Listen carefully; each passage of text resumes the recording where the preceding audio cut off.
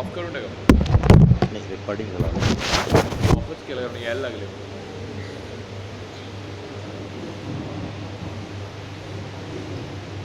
नमस्कार रसिक श्रोते हो.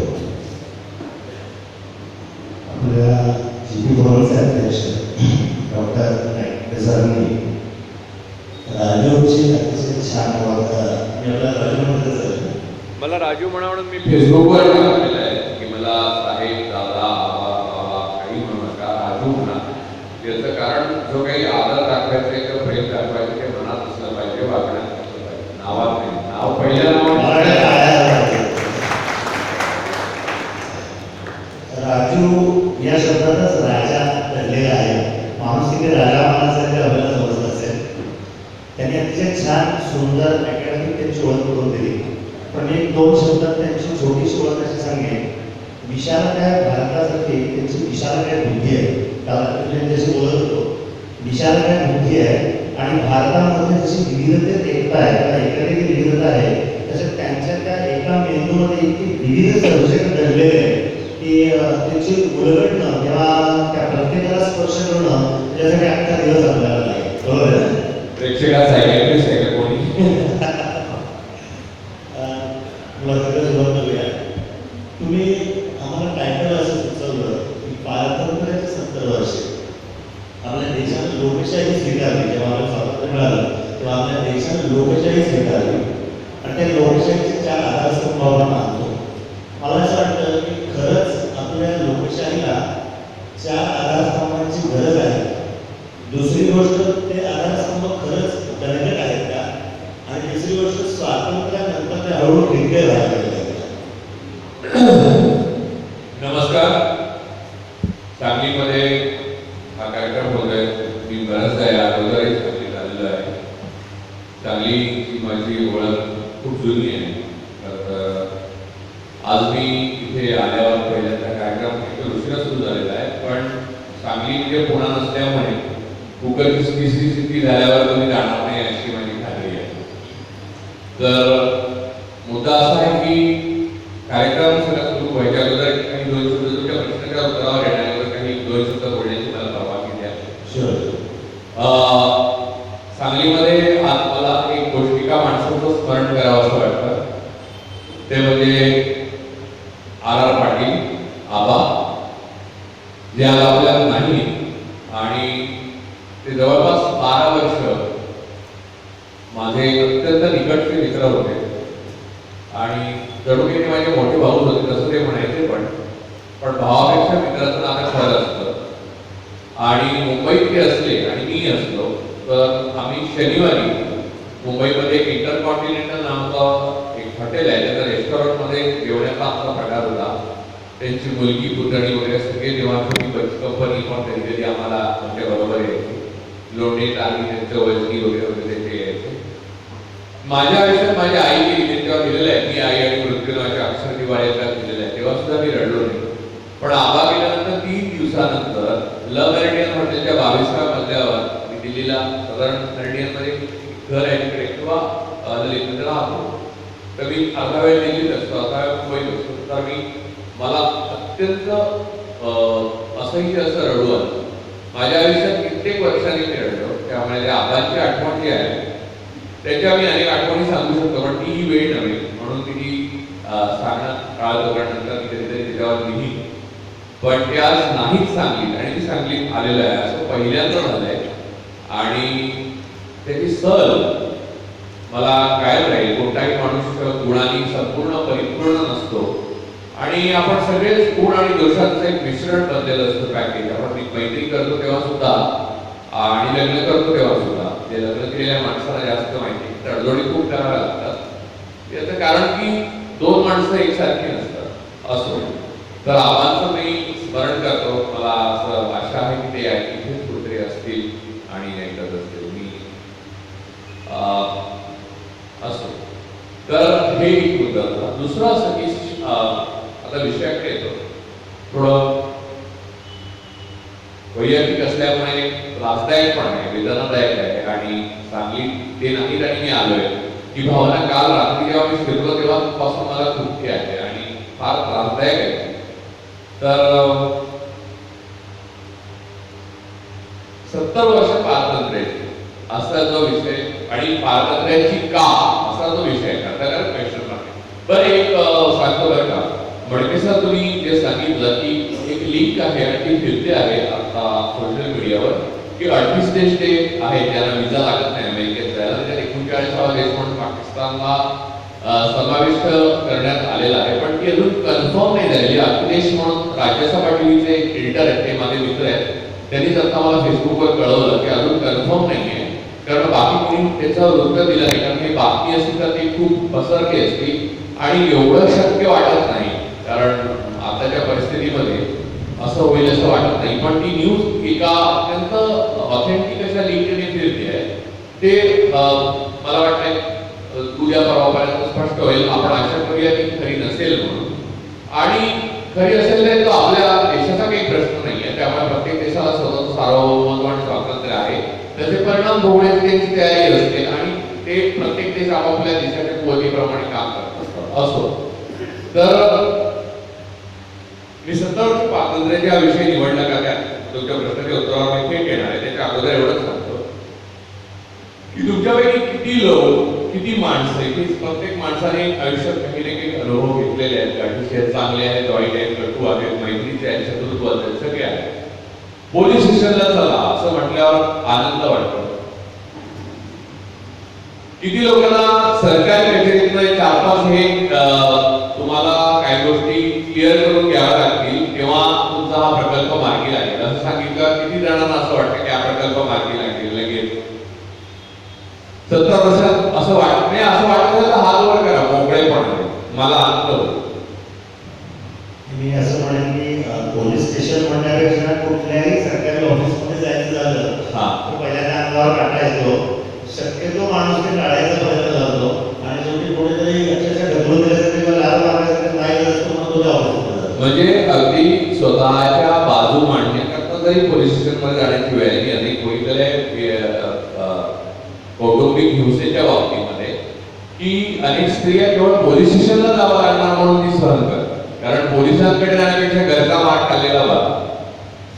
आता याच्यामध्ये बघा 4 स्तंभाविषयी तुम्ही विक्रमराव प्रश्न विचारलात. सांगलीमध्ये प्रत्येकाच्या नावामागे वगैरे राव वगैरे लावा, कारण मी येताना मी बोर्डिंग आणि पोस्टर्स जे बघितली अनेक मुलगी त्याच्या खाली तसंच लिहिलेलं होतं, त्यामुळे मला परंपरा कळली. पण त्याला मी फॉलो करतो. तर मला असं वाटतं की 4 जे स्तंभ आहेत लोकशाहीचे, एक आहे संसद, दुसरा आहे न्याय व्यवस्था ज्युडिशरी, तिसरा आहे माध्यम म्हणजे मीडिया, आणि चौथा आहे प्रशासन म्हणजे ब्युरोक्रेसी आणि ऍडमिनिस्ट्रेशन, जनरल ऍडमिनिस्ट्रेशन. मला तुम्ही सांगा यातल्या कुठच्या, बरं यातला सगळ्यात महत्त्वाचा मुद्दा विश्राम असा आहे की पार्लमेंट हे आपण निवडून दिलेल्या लोकांचं असतं, हा, पण ते निवडून दिल्यावर 5 वर्ष आपल्या हातात राहत नाही. म्हणजे आपल्या हातात राहावे असं नाही, पण निदान आपल्याला वाटत होतं ज्यामुळे निवडून दिले ते त्यांनी करावं अशा अपेक्षेने आपण निवडून दिलेलं असतं. त्यानंतर 5 वर्षांनी आपण बदलू शकतो आणि ते बदललेलं आहे. एकदा आपण सर्वांनीच बदलले. पण मी विषय देण्यामागे अधिक खोल हेतू होता. त्याचा विषय असा होता, म्हणजे तो विषय मी माझ्या त्या विषय देण्यामागे ते समाजवाद्यांचं एक दरवर्षी 15 ऑगस्टला पारंपरिक लेटर येतं ते नव्हतं की आता आपण 37व्या अंधार युगात प्रवेश करत होतो, असं काही नव्हतं. माझ्या डोक्यात वेगळं काही होतं. माझ्या डोक्यात असं होतं फक्त आकडा बदलून तेच पत्र दरवर्षी आमच्या घरी यायचं, म्हणजे अजून येतं मला वाटतं आता साधना वगैरे येत नाही माझ्याकडं. आणि मी हिंदुत्ववादी उजवा नाही, मी डावा नाही, मी परुळेकरवादी आहे, त्यामुळे घाबरू नका, कोणालाही काही टेन्शन घ्यायची गरज नाही. तर मी कम्युनिस्ट पण नाही, कोणी पैसे दिले तर मी कॅपिटलिस्ट आहे, म्हणजे अगदीच जवळ जायचं झालं तर मुद्दा असा आहे, ह्यातला गमतीचा भाग सोडून द्या, म्हणजे कोणी पैसे वगैरे देऊन लगेच काढायला लागले काही लोक म्हणून मी घाबरत आहे. तर मुद्दा असा आहे की या 4 जे स्तंभ आहेत त्याच्यामध्ये आपली जी संविधान आहे, कॉन्स्टिट्यूशन आहे, त्यात सर्वात महत्त्वाचा मुद्दा आहे की we the sovereign people of India, we the sovereign people of India, आम्ही भारताचे सार्वभौम नागरिक आहोत आणि संविधान सर्वोच्च, बरोबर. Parliament is a sovereign in these four pillars. All these four pillars is judiciary, administration, media, and parliament. Parliament is sovereign just because we, the sovereign people, elect parliament. This is elected parliament. It is elected democracy we are living. आता मुद्दा असा आहे, मुळात we the sovereign people लाच काही अर्थ आहे का, तर स्वातंत्र्याला अर्थ होतो. आता मुद्दा एक संघर्ष चालू आहे देशात मोठा, आणि तो खूप गडद संघर्ष आहे. त्याची झळ तुमच्यापर्यंत पोहोचत नाहीये, पण ती तुमच्यापर्यंत पोहोचणार, कंगोरा पोहोचते. न्यायालय आणि न्यायपालिका हा त्याला काही विशिष्ट संरक्षण आहे, त्याचा फायदा घेऊन पार्लमेंटला म्हणजे वरचढ होण्याचा प्रयत्न करतात. न्याय आता कसं होतं की पूर्वीच्या काळी अशा गोष्टी घडलेल्या, प्रयत्न झालेले नाही असं नाही. 78 साली इंदिरा गांधींचं सरकार गेल्यावर बीबीसीने इंदिरा गांधींची मुलाखत घेतली, युट्यूबवर जरूर पहा. त्याच्यात त्यांनी असं म्हटलंय की सुप्रीम कोर्टाचे चीफ जस्टिसला मला इम्पीच करायचं होतं. कारण याचं मुख्य कारण असतं की हे संघर्ष कायम चालू आहे. पण पूर्वी काय होतं, अपर हाऊस म्हणजे राज्यसभा असं त्याला मराठीत आपण म्हणतो, तिथे अत्यंत मेधावी बुद्धिमान जॉर्ज फर्नांडिस, मधुलिमीये, नागपाई, अटल बिहारी असे अनेक लोक असायचे. आणि त्यांनी न्यायव्यवस्था ही सॉव्हरेन नाहीये, न्यायव्यवस्था ही सार्वभौम नाही, कारण ती लोकांनी निवडून दिली नाहीये. त्यामुळे घटनात्मक दृष्ट्या पार्लमेंटला उत्तरदायी आहे. पार्लमेंटमध्ये म्हणजे संसदेमध्ये जे कायदे निर्माण होतात, त्या कायद्यांचे किंवा संसदेमध्ये जे ठराव होतात त्याचं इंटरप्रिटेशन करून उत्तर देणं लोकांना, एवढंच न्यायपालिकांचं काम आहे. आज न्यायपालिकामध्ये चित्र असं आहे, एकतर न्यायपालिकामध्ये परिवारवाद प्रचंड बोकाळलेला आहे. मी न्यायपालिकेपासून सुरुवात अशासाठी केली की मला निश्चितपणे आणि निसंदिग्धपणे सांगायचे की परवा सुप्रीम कोर्टाच्या चीफ जस्टिसनी ज्या प्रकारचं भाषण केलं ते पाहता त्यांच्या म्हणजे ते 6 महिने रिटायर होते, त्यानंतर ते प्रायव्हेट पर्सन आहेत, ते काही बोलू शकतात.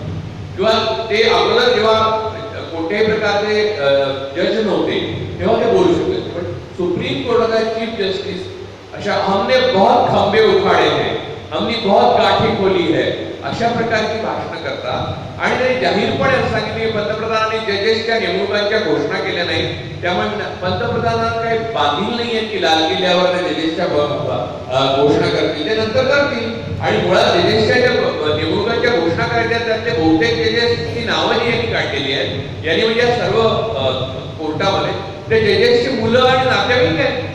त्यामुळे पार्लमेंटने तर रोखून धरले. पार्लमेंट म्हणजे अख्खा पार्लमेंट ठरवलं काय, निवडून दिलेलं सरकार सुद्धा पार्लमेंटच आहे.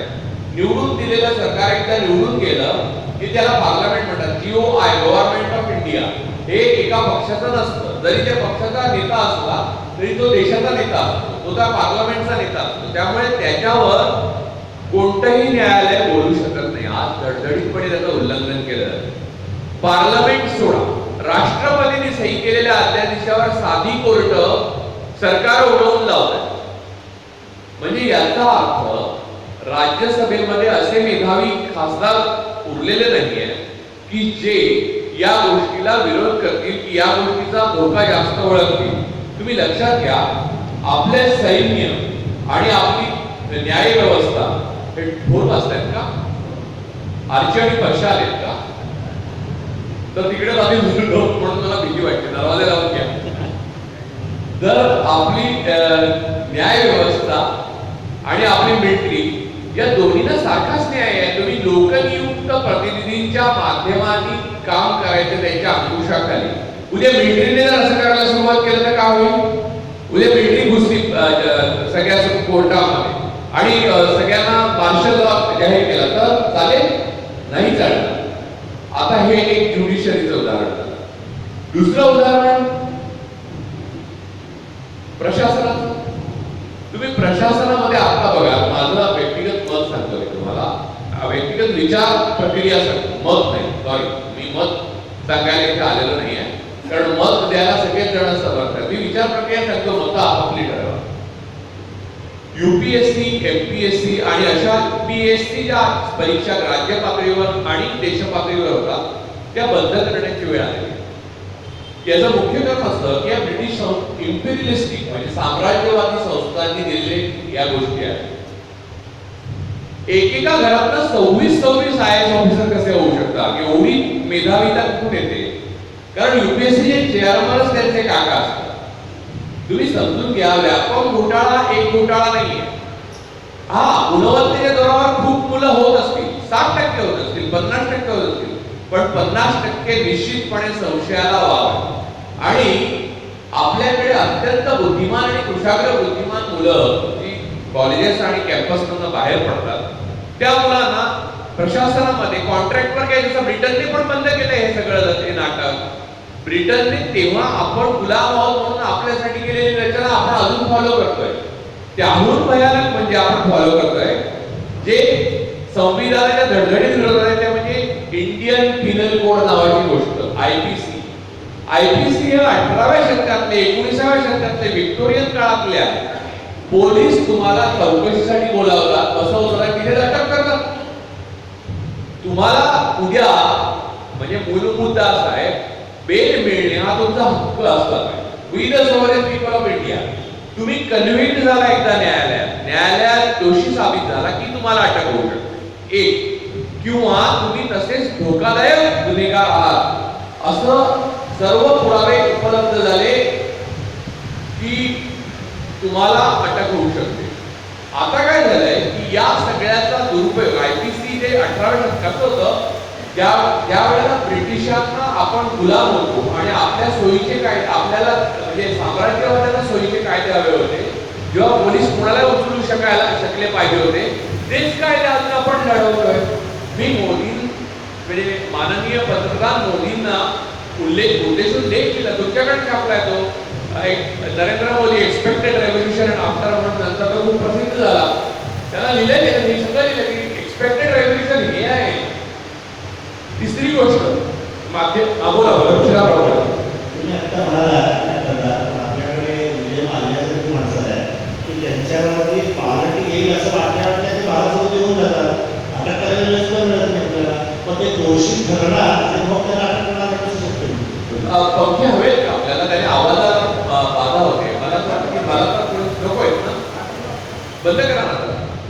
आपल्याकडे विजय माल्या आहेत, मोदी आहेत, IPS जेव्हा असं वाटतं की आपण त्यात सापडू, ते व्हॅनिश हा, आणि ते आपले प्रतिस्पर्धी कंपनी जी आहे त्याची जेट एअरवेज त्याच्या विमानाने गेली आहे. आता एका लेवलनंतर सगळे मोर इक्वल आहे, ते सोडायला गेले होते असं म्हणतात. असो, मुद्दा असा आहे की डिफॉल्टरचा मुद्दा मी त्याच्यावर येतो. त्याचं कारण आपण प्रशासनावर येतोय, त्याच्यात भ्रष्टाचार असल्यामुळे काय झालंय की एक भाऊ ईडीचा मुख्य, दुसरा इन्कम टॅक्सचा मुख्य, तिसरा UPSC मध्ये आहे, चौथा निर्माण भवनला सेक्रेटरी आहे.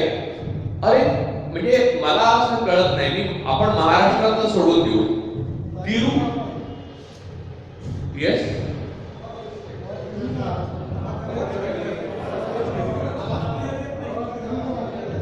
आवाज कमी करा. हा, आता येतोय. मुळात माझाच आवाज जास्ती आहे तर मुळामध्ये असं आहे बघा विश्रामराव की या प्रकारे माणसं येतात. तिरुवनंतपुरमचा एक मनुष्य आहे मी स्वतः, ज्याची नॅशनल न्यूज मध्ये कधी बातमीच येत नाही. माझ्याकडे मल्याळी भाषा आहे जी सर्वसंपन्न भाषा आहे. माझ्याकडे अदूर गोपालकृष्णन सारखे दिग्दर्शक आहेत, ते जगामध्ये पारितोषिके मिळवतात आणि माझ्या मल्याळी चित्रपट उत्तम चालतात. माझ्याकडे मल्याळ मनोरमा सारखं वृत्तपत्र आहे जे देशातून सर्वात जास्त खपणारं वृत्तपत्र आहे.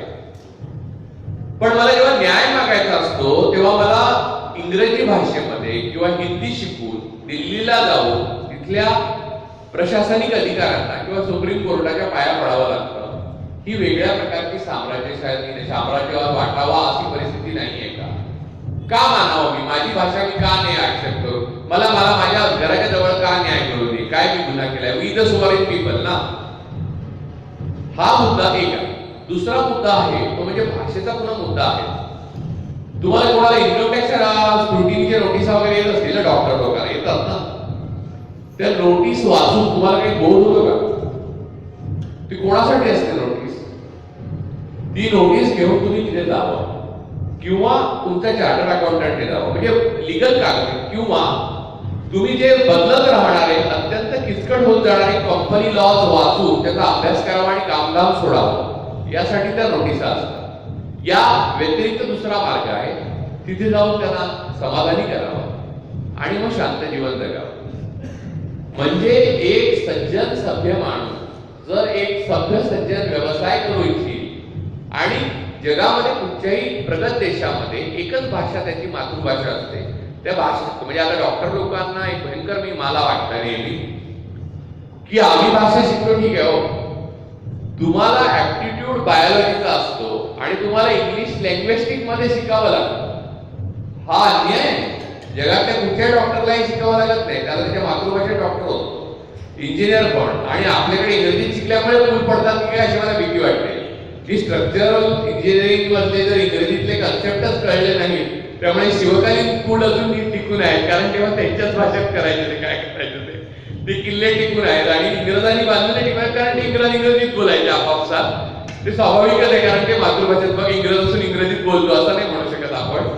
आपल्या बाबतीत ते म्हणू शकतात. आता ह्या सगळ्या बाबी गुलामीच्या आहेत की नाही, म्हणजे आपण कधी कल्पना पण करत नाही. मला तुम्ही आता जे जेवढे लोक इथे उपस्थित आहेत किंवा मला आता नंतर पाहतील लोक, त्यातल्या कोणत्या माणसाला घुसमट होत नाही हो असा आनंद वाटतोय का बाहेर पडल्यावर? तुम्ही प्रगत देशामध्ये इथले सगळे नेते जातात आणि लोकांना नेत्यांना शिव्या घालण्याची परंपरा आहे. नेते शिव्या घालून घेतात, याचं कारण त्यांना पुन्हा निवडून यायचं असतं. त्यांना पर्याय नसतो आपल्याशिवाय आणि आपल्याला पर्याय नसतो त्यांच्याशिवाय. त्यांच्यात चांगले वाईट, त्यातल्या वाईटातले निवडावे लागतात. पण नेत्यांना का फक्त शिव्या घालतात तुम्ही? मला एक कळत नाही, तुम्ही प्रशासनाला का नाही शिव्या घालत?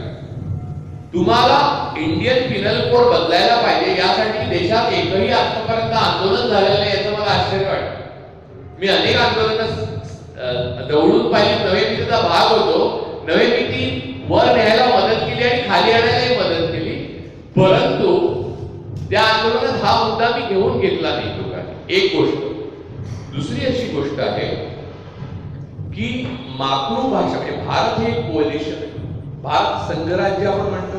संघराज्याची कोणती खूण आहे आपल्याकडे?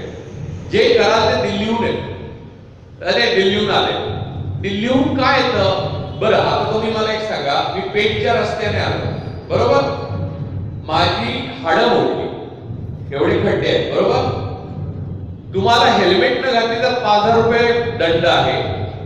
तर याही जर तसा दंड असेल तर हेमा मालिनीच्या गाण्यासारखे तुमचे रस्ते पाहिजे की नाही? लालू प्रसाद यादव म्हणाले तसे.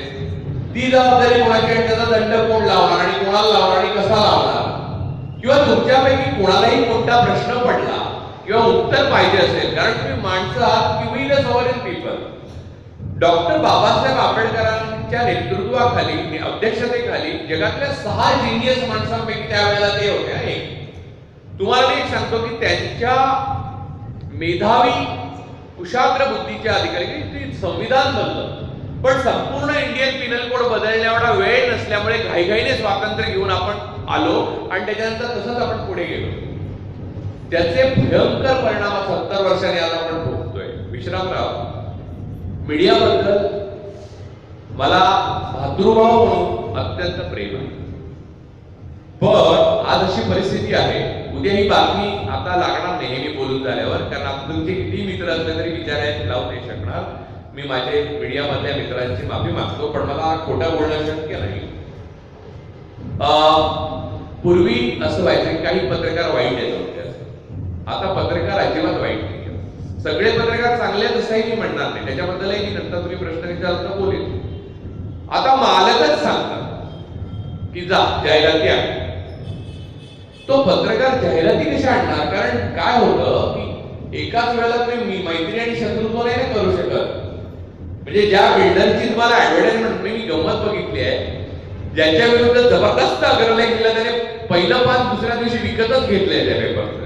हे 2 बड्या पेपरचं, 3 पेड्या पेपरचं, साड्या पेपर आणि त्यांची ऍडव्हर्टाइजमेंट छापली आहे आणि तिसऱ्या दिवशीपासून त्यांच्याबद्दल काही द्यायचं बंद झालं. आता माध्यमावर लोकांचा विश्वास राहिला नाहीये. सोशल माध्यमामुळे सुदैवी गोष्ट घडली, कारण SMS आपल्या मोबाईलवर आपल्याला बातम्या कळायला लागतात, आपल्या मोबाईलवर आपण सगळं शेअर करतो, त्यामुळे या गोष्टी घडू लागल्या. परंतु माध्यमावर विश्वास ठेवून सकाळी हेडलाईन वाचून आमचे वडील अजून पेपर वाचतात, आमच्याकडे पेपर येतात, ग्राहक आहेत आज पेपरला. आमचा सर्वात जास्त खपाचा जो पेपर आहे ना त्याला ग्राहक आहे, वाचक नाही. तुम्ही मला सांगा, संपूर्ण पेपर बसून तुम्ही वाचलाय किती दिवस झाले या गोष्टीला? सगळा पेपर मागून पुढून सगळ्या बातम्या अमके तमके सगळं वाचून झालंय का? किती दिवस झाले? संपूर्ण पेपर वाचणे इतकं पेपरमध्ये किती असतं हा वाद प्रश्न आहे. नाही, असतं ना, मंगळागौर झाली किंवा साड्या बदलल्या किंवा मग वर्षा आणि आरती कुठे गेले होते आणि मग नवीन नवीन कोणते ट्रेंड आलेले आहेत आणि मग कळवा तुमची मतं आणि मग नंतर काहीच होणार नाही. हा तर मुद्दा मीडियाचा झाला. हा मीडियाची दुर्दशा झालेली कंप्लीट. चॅनल्सचा खर्च जो आहे ना माध्यमामध्ये, इलेक्ट्रॉनिक माध्यम, मी एक सुवर्णयुग, मी 11 वर्ष कार्यक्रम केला. मी संवाद म्हणतात, पण मी 11 वेगवेगळे कार्यक्रम केले त्या काळामध्ये. महाराष्ट्राचा महानेता असं अनेक केले, म्हणजे त्याचे फोटो आहेत, त्याचे व्हिडिओ उपलब्ध आहेत, म्हणजे युट्यूबवर सगळं आहे. मी स्वतःबद्दल काही सांगू इच्छित नाही, पण तो काळ उत्कृष्ट काळ होता असं मी म्हणीन. आणि नेहमीच आपल्या अगोदरचा काळ उत्कृष्ट काळ असतो असं म्हणायला लागतं भारतात, हे दुर्दैवाचा भाग आहे. भविष्य काळ कधी उत्कृष्ट असणार हे देवाला टाकू. कारण मी ज्या 11 वर्षात 3,500 लोकांच्या मुलाखती घेतल्या, त्या थोड्या अंतराने पुस्तकांनी येतात, आता काही पुस्तकं येतात, काही आली आहेत. माझी इंग्रजी पुस्तकांची कामं चालू आहेत, त्यामुळे मला त्याचं कॉपी एडिटिंग करता येते. फायनल एडिटिंग हे लेखकाला करावं लागतं स्वतः. तर स्वतःचं वरण स्वतःच्या डोळ्यांनी बघायला लागतं, ते मला जमत नाहीये. त्यामुळे एकदम रो मध्ये 11 पुस्तकं असल्यामुळे वेळ लागतो. पण या सगळ्या काळामध्ये मी ज्या माणसांच्या मुलाखती घेऊ शकतो त्यातले दिग्गज पण आहेत. दिग्गज म्हणजे धोरुताई कुलकर्णी आहेत, गिरीश कर्नाड आहेत, विजय तेंडुलकर आहेत, नंतर शरद जोशी आहेत, त्या आता उपलब्धच नाही. बरं, यातले कोणीही स्टुडिओत जाऊन मुलाखत दिलेली नाही कधी कोणाला अशी थेट. गिरीश कर्नाड तेवढ्यासाठी माझ्यासाठी कर्नाटकहून आणि तेंडुलकरांनी एकही टेलिव्हिजनवर मुलाखत दिलेली नाही. घेतलेली आहे दिंडी या त्यांच्या कार्यक्रमात, पण त्यांनी स्वतः मुलाखत दिलेली मला एकमेव मुलाखत. शरद जोशी नंतर दिली तर, पण शरद जोशींची ती घेतलेली असंख्य लोकांच्या मुलाखत. प्रकाश आमटेला जाऊन घेतली, पण प्रकाश आमटे सोडून सगळे. अमिताभ बच्चन यांची मुलाखत घेतली, ते स्टुडिओ द्यायला तयार झाले, पण स्टुडिओवाले म्हणाले की नाही अमिताभ बच्चन आले आणि त्यांनी काय मागितलं तर काय कसं काय आपण अरेंज करणार वगैरे असं. आता मी तुम्हाला एक गंमत सांगतो बरं का, म्हणजे भारताच्या स्वातंत्र्याविषयीची तुम्हाला जी कल्पना आहे त्याच्यावर अजून एक भर घालतो. आज नवीन रिझर्व्ह बँक ऑफ इंडियाचे गव्हर्नर आपले आलेले आहेत, त्यांचं आपण स्वागत करूया आणि ते आपल्याला खिशामध्ये खूप नोटा येतील आणि त्यांनी डॉलरच्या बरोबरी होईल अशी आपण अपेक्षा करू. कारण ते 52 वर्षात त्यांचे जे तरुण आहेत, तडफदार आहेत, पटेल आहेत, तुलजीत पटेल आहेत, त्यांना व्यवसाय कळत असावा. मुद्दा असा आहे ते स्टॅनफोर्ड वगैरेला परदेशात शिकलेले आहेत, रघुराम राजन बरोबर ते शिकलेले आहेत असं म्हणून आलेलं आहे. गमतीचा भाग असा की दिल्लीमध्ये सगळे पॉलिसी मेकर्स जे आहेत महत्वाचे, जे नेमणुकीने येतात, ते परदेशात शिकलेले आहेत. गंमत अशी की परदेशात शिकलेले म्हणजे स्टॅनफोर्ड, हार्वर्ड किंवा अजून कुठच्या तरी युनिव्हर्सिटीमध्ये, येल, क्लिव्हलँड अशा युनिव्हर्सिटीमध्ये मास्टर्स डॉक्टरेट केलेले लोक आपल्याला पॉलिसी मेकर म्हणून जर देशात लागतात, ज्यांना उत्कृष्ट इंग्रजी येतं आणि जे अमेरिकेत, युरोपमध्ये आणि पाश्चिमात्य देशात शिकले, तर इथे विद्यापीठ का उघडतोय आपण? आणि गंमत सांगतो तुम्हाला, त्याच्याही पेक्षा धक्कादायक, महाराष्ट्रातच म्हणायचं तर आपण गोवा धरून चला धरू, भारतरत्न 5 आहेत. हा, मी नावं घेतो: पावा काणे, महर्षी कर्वे, डॉक्टर बाबासाहेब आंबेडकर, सचिन तेंडुलकर, लता मंगेशकर. बरोबर? मी चुकलो का? राहिले काही? आता मुद्दा असा आहे, डॉक्टर आंबेडकर सोडले आणि त्यांना स्वाभाविक होतं, त्यांना अपरिहार्य होतं म्हणून तर कोणता माणूस परदेशात शिकला होता? सुपरस्टार ऑफ मिलियनियम असं ज्यांना मानलं गेलं, बीबीसीने डिक्लेअर केलं, ते अमिताभ बच्चन परदेशात शिकलेले नाही. रजनीकांत ज्याच्या चित्रपट अगोदरच खूप होतात, परदेशात शिकलेले नाहीच आहेत, मग शिकलेलेच नाहीये. ज्या भारताचे नंबर 1 पहिल्या नंबरचे उद्योजक घराणा आहे त्याचे पायनियर धीरूभाई अंबानी ती कुठच्या परदेशी युनिव्हर्सिटीत केलेले? म्हणजे ज्यांनी भारताला वर आणलं ते कुठच्याही युनिव्हर्सिटीत परदेशातले शिकलेले आहेत किंवा युनिव्हर्सिटीतच केलेलं नाहीये. आणि त्याची शोकांतिका अशी की पॉलिसी आपली अशा लोक ठरवतात की या ग्राउंडशी त्यांचं नातच नाहीये. मग मला हा जो ॲरोगन्स ऑफ इन्फिरियरिटी त्यांच्यामध्ये जी आहे ना संपूर्ण प्रशासनामध्ये, त्याच्याबद्दल राग जो लोकांमध्ये पाहिजे ना तो दिसत नाही. आणि तो राग नसल्यामुळे we the sovereign people of India या गोष्टीला आपण काळीमा फसलाय 70 वर्षात. त्यामुळे आपण पारतंत्र्य, मी आपल्याला कोणी पारतंत्र्यात टाकलेलं नाहीये, आपण पारतंत्र्याच्या ऍडिक्शन मध्ये गेलोय. आपल्याला जो कम्फर्ट झोन हवाय की आपल्यावर 4 केस होतील या व्यक्तीने, ज्या दिवशी लोक तुरुंगात जायला घाबरायचे बंद होतील किंवा फासावर जायला घाबरायचे बंद होतील त्या दिवशी 20,000 पोलीस त्यांना अडवू नाही शकत. अटकेची भीती संपली, बंदुकीची भीती संपली, फासावर जाण्याची भीती संपली की आयपीसी बनते. मी लिहू शकतो, मी लेखक आहे, मी लिहितो, मी अहिंसावादी, मी गांधीवादी नाही. मी अहिंसावादी याच्यासाठी आहे की जे परत घेता येत नाही असं दुःखद कृत्य करू नये असं माझ्या मनाला वाटतं. पण याचा अर्थ असा नव्हे की समोरून सातत्याने शोषण आणि दमन होत राहील आणि त्याचं प्रत्युत्तर दिलं जाणार नाही. जनतेला पूर्ण अधिकार आहे. जयप्रकाश नारायण जे म्हणाले होते ती क्रांती नव्हे पण संपूर्ण क्रांतीची देशाला आवश्यकता आहे. आणि नरेंद्र मोदी ती संपूर्ण क्रांती आणतील या भरवशावर त्यांना निवडून दिलंय 2.5 वर्षापूर्वी लोकांनी. अजूनपर्यंत आलेली कुठचीही योजना ही खालपर्यंत कशी पोहोचणार याचं कोणालाही ज्ञान मला दिसत नाही. मला जर प्रश्न विचारायचा असेल तर मला ट्विट करायला लागतं. आता मी ट्विट केलंय म्हणून उत्तर येतं, मला माहित नाही तुम्हाला येते की. आता ह्यातला सगळ्यात मोठे शोकांतिका ऑनलाईन चला सगळं ऑनलाईन धावायला लागलं. ऑनलाईन ऍडमिशनचा घोळ तुम्हाला माहिती आहे ना काय झाला तो. आता ऑनलाईन ऍडमिशन होत्या, कोण मला माहित नाही ज्यांना कोणी पालक गेले का इथे असे पालक आले असते तर बोललेच नाही. कोणत्याही मुलाला कुठेही ऍडमिशन आणि काहीही चालू बरं उत्तरदायी तुम्ही अँसरेबल असणं म्हणजे आपण शेवटी कंटाळून आपला मोबाईल ऑटोमॅटिक वरनं मॅन्युअल मोडवर टाकतो ना तसं अरे बाबांनो नको ते ऑनलाईन नको आम्हाला फास्ट. पण तुम्ही कोणतरी समोर बसला पासपोर्टचं माहिती ओपन करायच्या आतच ते क्लोज झालेलं असतं. तो मिळतो 24 तासात. हे आता खूप सोपं झालं, हे खरं आहे. पण कोणासाठी? सामान्य माणसासाठी एक माणूस असणं, त्या माणसाने त्याच्याशी बोलणं, त्याच्या गरजांची उत्तरं देणं, त्याला धाकटपक्षा न दाखवणं, त्याच्याकडनं लाज न मागणं आणि त्याला आदराने वागणं. आज कोणतीही सरकारी संस्था कोणत्याही प्रायव्हेट पर्सनला जरी तो किती टॅक्स पेअर असेल आदराने वागवत नाही जोपर्यंत त्याला चेहरा नाही तोपर्यंत. तुम्ही पत्रकार आहात, फेमस आहात, नाव आहे, नट आहात, अजून मोठे नट आहात तर तुम्हाला भयंकर आदराने वागतील. घरच्यांना पण आणतील बोलून की चला हे बघूया आमच्या या ऑफिसमध्ये सलमान खान आला या बघायला, बघा कसं आणला मी त्याला ते नोटीस पाठवून.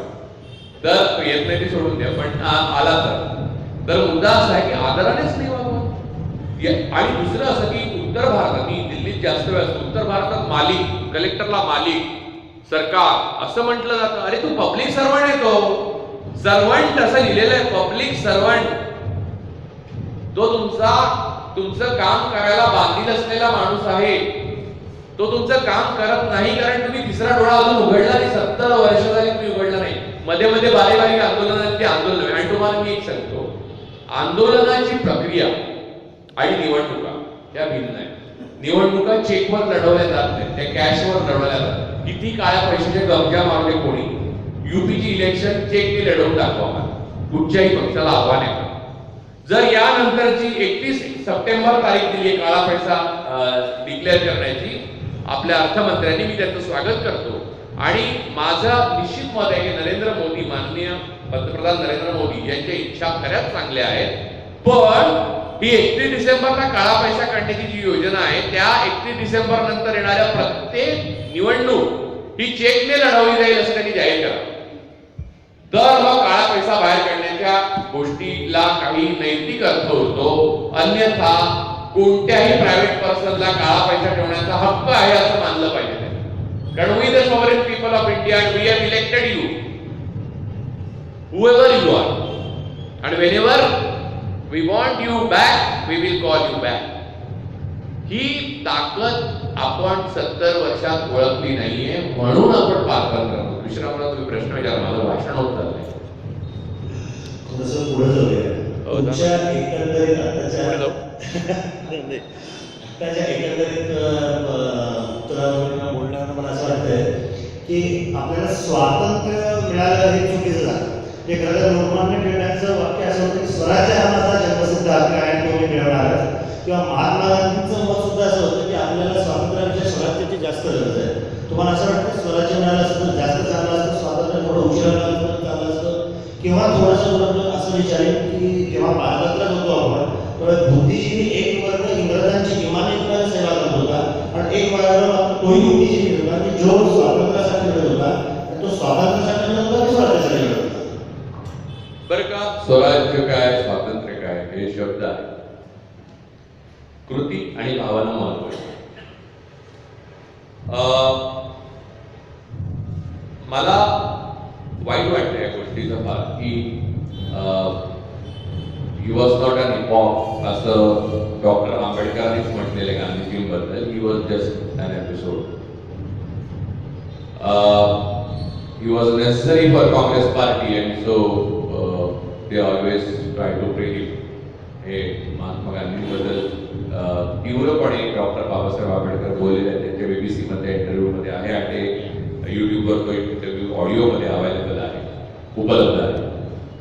मुद्दा असा आहे की डॉक्टर बाबासाहेब आंबेडकरांसारखा माणूस वैयक्तिक रागाने असं बोलणं किंवा लिहिणं किंवा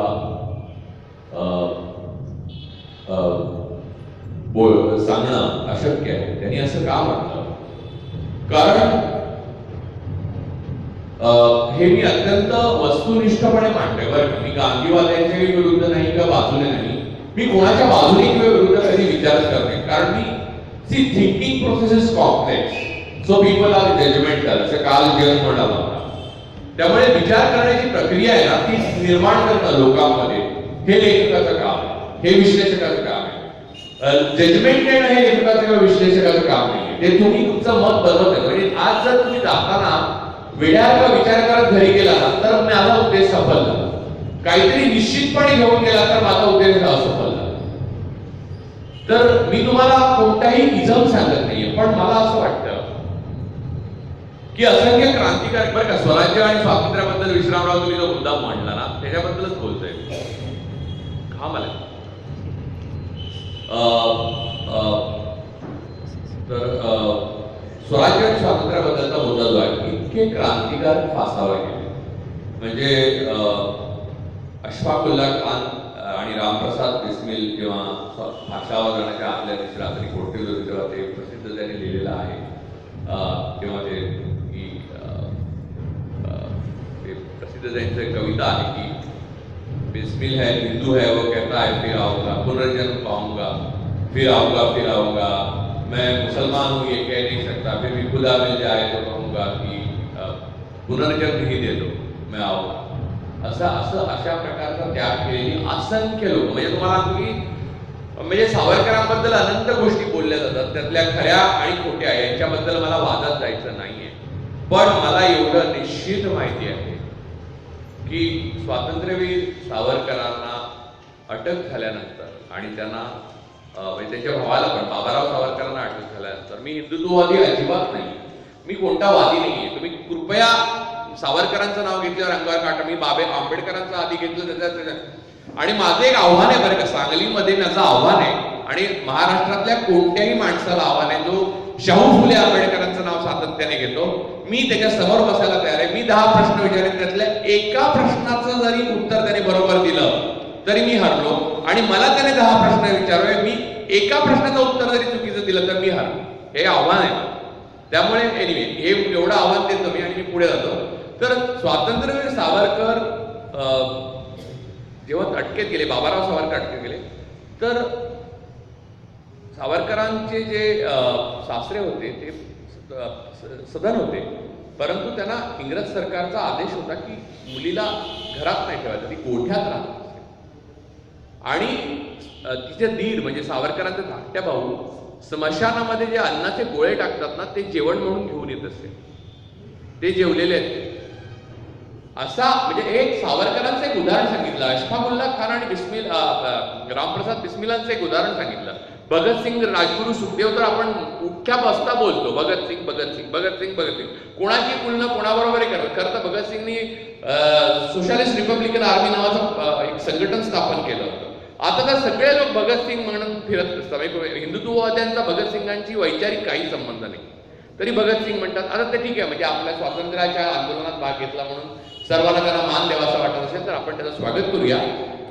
पण या प्रकारचा विचार जो आहे, जो प्रचंड मोठा म्हणजे कित्येक आंदोलनं झाली हो कॅनडापासून भारत. आता कॅनडाने नुकतीच स्वतः हे केलं ना, कॅनडा सरकारने ते मान्य केलं. आपण जो लढा केला होता ब्रिटिश सरकार विरुद्ध, त्याला मान्यता दिली. श्यामजी कृष्ण वर्मा इतका मेधावी मनुष्य, जो पहिला बॅरट लॉ इंग्लंडमध्ये झाला, आणि श्यामजी कृष्ण वर्मा हाऊस आहे तिथे, त्याने सगळ्या क्रांतिकारकांना आश्रय दिला. जो अय्याशी जीवन जगू शकला असता, मदनलाल धिंगरा वगैरे तो त्यामुळे पोहोचू शकले. या सगळ्यांचं जे नाव आहे ना, ते गांधी या नावाने लोक पावलं. याचं कारण मला गांधीजी नाही, याचं कारण गांधीजी नाही. आणि त्या पुढचं जे मी सांगतोय ना, म्हणजे आता तुम्ही इतिहासात जाऊया म्हणलं असताना गेलो मी. मला काल विश्रामराव म्हणाले आपण थोडं इतिहासात जाऊया, कारण मी नकार दिला होता, पण मला जावं लागलं. स्वातंत्र्य पारतंत्र्य हा विषय त्यांनी स्वराज्य म्हटल्यामुळे जावं लागलं, पण ते जावं. ओके, मी परत त्याचा रेफरन्स देतो. हा ह्याचं उत्तर ऐकण्यात जास्त इंटरेस्ट आहे. नंतर परत स्वराज्य आणि स्वातंत्र्याच्या फरकावर माझ्या दृष्टीने येतो. तर एक माफिया असलेला मोठा नेता उत्तर भारतातला माझ्या ओळखीचा होता. त्याला मी अनेकदा बोललो असेल. मी अनेक प्रकारच्या गटांशी बोललो. मी गांधी आश्रमात राहिलेलो आहे वर्ध्याला, बरं का. मी पवनारच्या विनोबा आश्रमात राहिलेलो आहे. मी बस्तरच्या जंगलात जाऊन राहिलेलो आहे. आणि संघाच्या कचेरीत संध्याकाळी 4 वाजता मी चहा प्यायला राजेंद्र सिंहजी म्हणजे रज्जू भैया जेव्हा सरसंघ चालक होते तेव्हा जाऊन बसायचो. कारण मी 1.5 वर्ष तेव्हा नागपूरला आपल्या ह्या खरे टाउन सहस्रबुद्धेवाड्यामध्ये राहायचो. त्यामुळे मला कोणाही अविषय नाही, मला जाणून घेण्यात रस असतो. मला आतली माहिती नको हवी, गोटात वगैरे नाही जाणून मी. मला जाणून घेण्यात रस आहे, कशा प्रकारे विचार करतात बरं ही माणसं, काय चाललंय वगैरे वगैरे. असं माझा अभ्यास हा नुसता तर्कावर आधारित नाहीये. मी खूप फिरत असतो. आता तरी थोडं कमी झालं, पण तरी सुद्धा फिरत असतो मी. कारण मला पेठचा रस्ता जास्त धक्कादायक लागला, पण त्याच्याही पेक्षा धक्कादायक रस्ते महाराष्ट्रात इतरत्र आहेत हे मी मला सांगू शकतो आणि नावाने सांगू शकतो. हा रस्त्याने जाऊन बघा. आत्ता जो सोलापूरकडे जाणारा पुण्याहून रस्ता तयार झाला, त्याच्या अगोदर जो रस्ता होता त्याच्यावरनं जाताना असं वाटायचं की आता आपण घरून गंध लावूनच निघायला पाहिजे. तर हा तर एवढी तो माफिया मला असं बोलला. मी वेळ वयात होतोय. माफिया असं बोलला. त्याचा जो ऑपोजिट माफिया दुसरा एक छोटा माफिया होता, तो त्याला विरोधक होता. तर याने अनेक हत्या, खंडणी, बलात्कार, अपहरण असे त्याचे नावावर ते उत्तर भारताची जी परंपरा आहे, बार काढूनच डायरेक्ट, बार म्हणजे गोळीबार, बार म्हणजे आपल्याकडे जो काढतात बार तो नव्हे, बंदूक बार. हा बंदूक बार. तर तो काढूनच लग्न प्रसंग साजरा करणारा असा माणूस होता तो. तर ते म्हटलं अरे त्याचा तुला एवढा त्रास आहे तर तो म्हणजे तू काय त्याच्या विरुद्ध काय कर. तर तो असं मला म्हणाला की कसं असतं की कुठच्याही एका मोठ्या शक्तीला विरोधी शक्ती ही उभीच राहते. म्हणजे ते कसं मार्क्सने म्हटलं ना, थिसिस, अँटिथिसिस आणि सिंथेसिस, दिवस रात्र, स्त्री पुरुष, हो ना, तसं एका मोठ्या शक्तीच्या विरोधात एक शक्ती उभी राहते. तर तो म्हणला की याला जर एलिमिनेट केला तर याहून वाईट माणूस उभा राहू शकतो.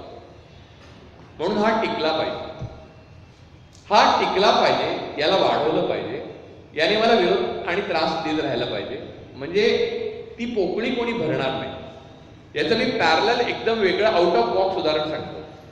युनिलिव्हर कंपनी स्वतःच कोलगेट काढते, लगेच कोलगेट प्लस काढते, परत ती तेच पेप्सोडंट, तेच दुसरं अजून एक XYZ असे. अरे कालच तर तुम्ही कोलगेट चांगलं असं सांगत होता, आता हे चांगलं आहे असं तुम्ही तुमच्याच कंपनीचं दुसरं प्रॉडक्ट का सांगताय? कारण मार्केटमधली ती पोकळी स्वतःच भरून टाकली की कॉम्पिटिटरला जागा उरत नाही. गांधीजी या संस्थेचा अत्यंत खुबीने ब्रिटिशांनी आणि पाश्चात्य देशांनी आज तगायत असा वापर केलेला. कारण आपला खरा इतिहास आणि खऱ्या कामागाटा मारू वगैरे जे आहेत आपलं, ते बोस्टन टी पार्टी सारखं कामागाटा मारू वगैरे काय तुम्ही वाचले, हा इतिहास जो आहे तो त्याचं धगधगते पण आपण विसरूनच गेलोय. उगा म्हणजे आता माणसाला राग आला की काय करतात, उपोषणाला बसतात. अरे मला एक सांगा, उपोषणाला बसून मृत्यू पावलेले महावीर दास जे 52 दिवस उपोषण करून भगतसिंगांचे सहकारी होते, ते गेले तेव्हा गांधीजींनी एक शब्द बोलले नाही. झालं. उपोषण करून गेलेले खरोखर अजून 2 माणसं स्वातंत्र्योत्तर काळात आहे, ते एक गांधीजींचे अनुयायी होते, ते म्हणजे विनोबा भावे, प्रायोपवेश, आणि दुसरे स्वातंत्र्यवीर सावरकर जे गांधी विरोधक होते, ज्यांनी अन्न पाणी सोडून मृत्यू पत्करला मागे टाकला असं. बरोबर. गांधीजींनी कधी उपोषण मरणाचा आमरण उपोषण हा शब्दच खोटा आहे. बाकी या तिघांना सोडला तर बाकीच्या बाबतीत आणि 2-3 उदाहरणं आहेत, पण ती प्रादेशिक आहेत आणि ती कारणं वेगळी होती म्हणून मी ती घेत नाही. पण या प्रकारचं आपण ठरवून देशाचं कार्य माझं पूर्ण झालं, उपोषण करतो किंवा देशकार्यासारखे उपोषण करतो आणि मृत्यू पत्करतो, ही उदाहरणं मला माहिती आहे. गांधीजी ही पोकळी भरली गेली आणि नंतर डॉक्टर आंबेडकर त्या इंटरव्ह्यूमध्ये, खरं तर तो इंटरव्ह्यू माझ्याकडे आहे आत्ता पण मला वाटत नाही की तुम्ही पाहू शकता, कारण तुम्ही हुशार लोक आहेत सगळे. काही लोक तर माझ्याहूनही हुशार आहेत. म्हणजे मी हुशार आहे असं म्हणायचं नाहीये मला आढळून. तर त्या इंटरव्ह्यूमध्ये यावेळेस म्हणाले की ते एपिसोड होते आणि त्याला इपॉक बनवले, गव्हर्नमेंट इम्पेरियलिस्टिक, आणि त्यानंतर जे आपण व्हॉइसरॉय, IBC, इंग्लिश भाषा आणि परदेशी शिक्षण घेतलेले सगळे पॉलिसी मेकर्स, इंग्रजीमध्येच कायदे, अगदीच फार तर फार हिंदीमध्ये. आता हिंदी ही इक्वल अमंग ऑल आहे. म्हणजे जशी मल्याळम आहे, जशी तमिळ आहे, जशी तेलुगू आहे, जशी मराठी आहे, तशीच हिंदी आहे. आणि त्यांचं संघराज्य आहे. We R collision.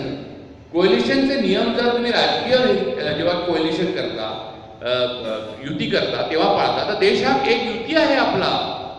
ती युतीचे नियम पाळत नाहीये केंद्र सरकार, हा माझा आक्षेप आहे. आणि केंद्र सरकार म्हणजे आत्ताचं नव्हे, 70 वर्ष. आणि या 4 संस्था ज्या उभ्या आहेत, 3 संस्था उरलेल्या, त्या याच्या अंकुशाने चालणाऱ्या असल्या पाहिजेत अशी घटनाकारांची संकल्पना होती. ती त्यामुळे पायमल्ली झाली. आता तर कोर्ट जुमानतच नाही. मेनोपॉज पासून रॉकेट सायन्सवर जजमेंट देतात आणि वकील आत्मविश्वासाने बोलतात. BA LLB माणूस रॉकेट उडवावे की उडवू नये, बाईने कुठच्या वयात रजोनिवृत्ती घ्यावी, काय वाटेल ते बोलतात. आणि ते बोलतात, ते लिहितात असं पण नाही. माझा तर मी मध्ये इंटरव्ह्यू दिला होता टेलिव्हिजनवर, त्याच्यात आग्रह केला होता की जर CCTV कॅमेरा संसदेत लावला तर कोर्ट रूम मध्ये लावाच.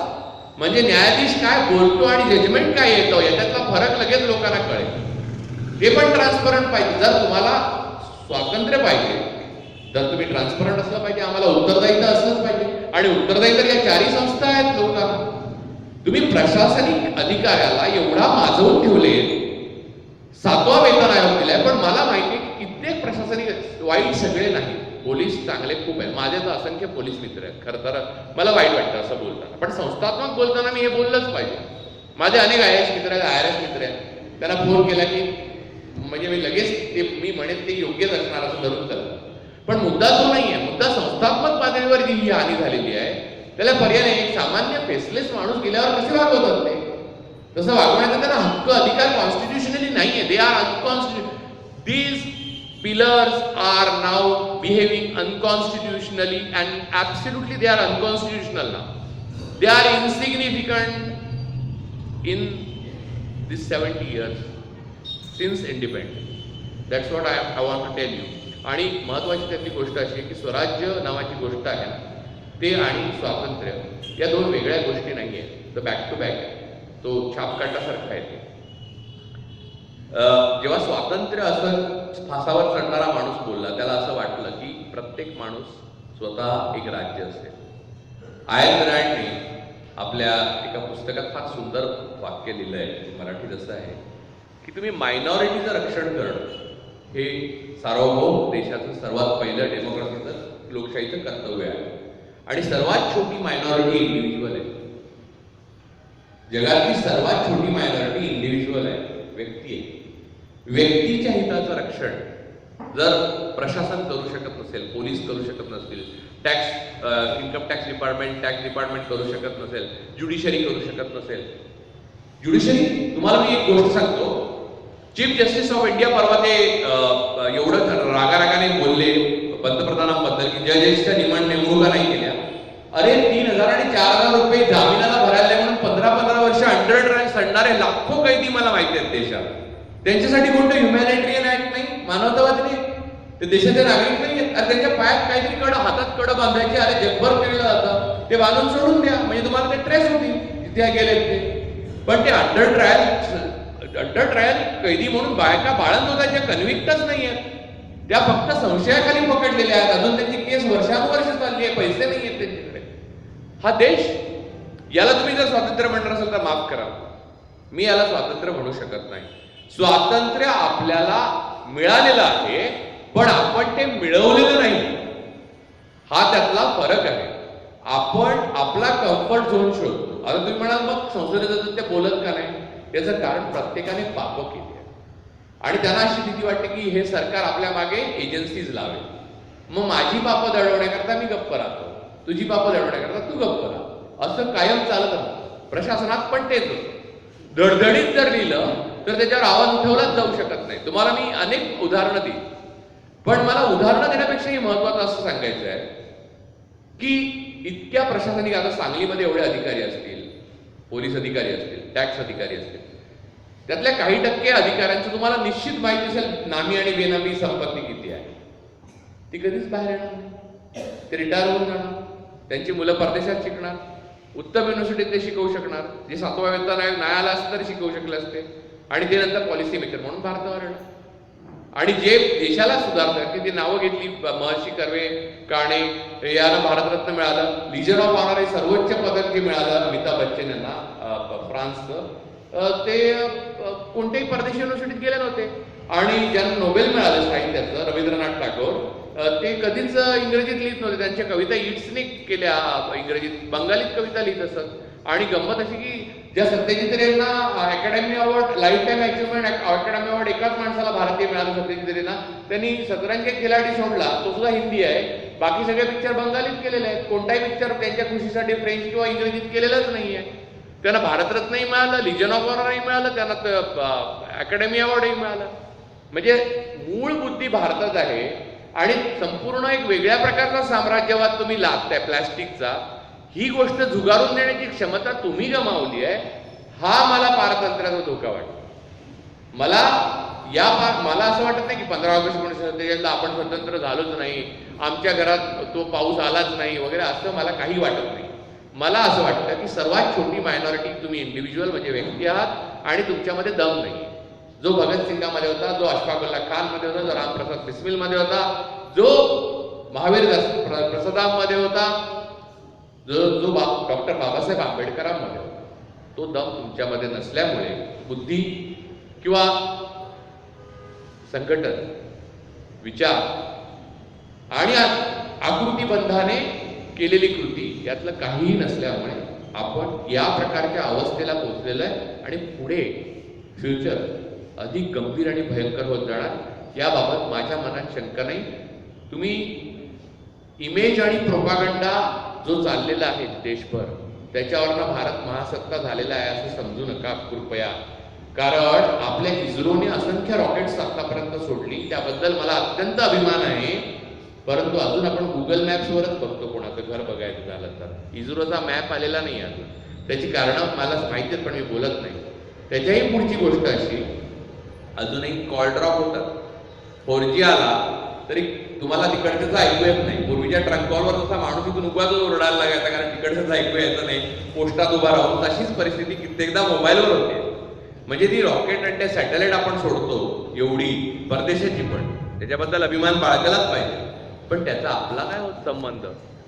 हॅलो, आपण त्याचे खरे मालक आहोत ना. पहिले आपल्याला मिळालं पाहिजे ना, नाही मिळत आहे. म्हणजे कुठेतरी काहीतरी मोठे गेम झालेली आहे, काहीतरी गपलं आहे असं नाही वाटत तुम्हाला?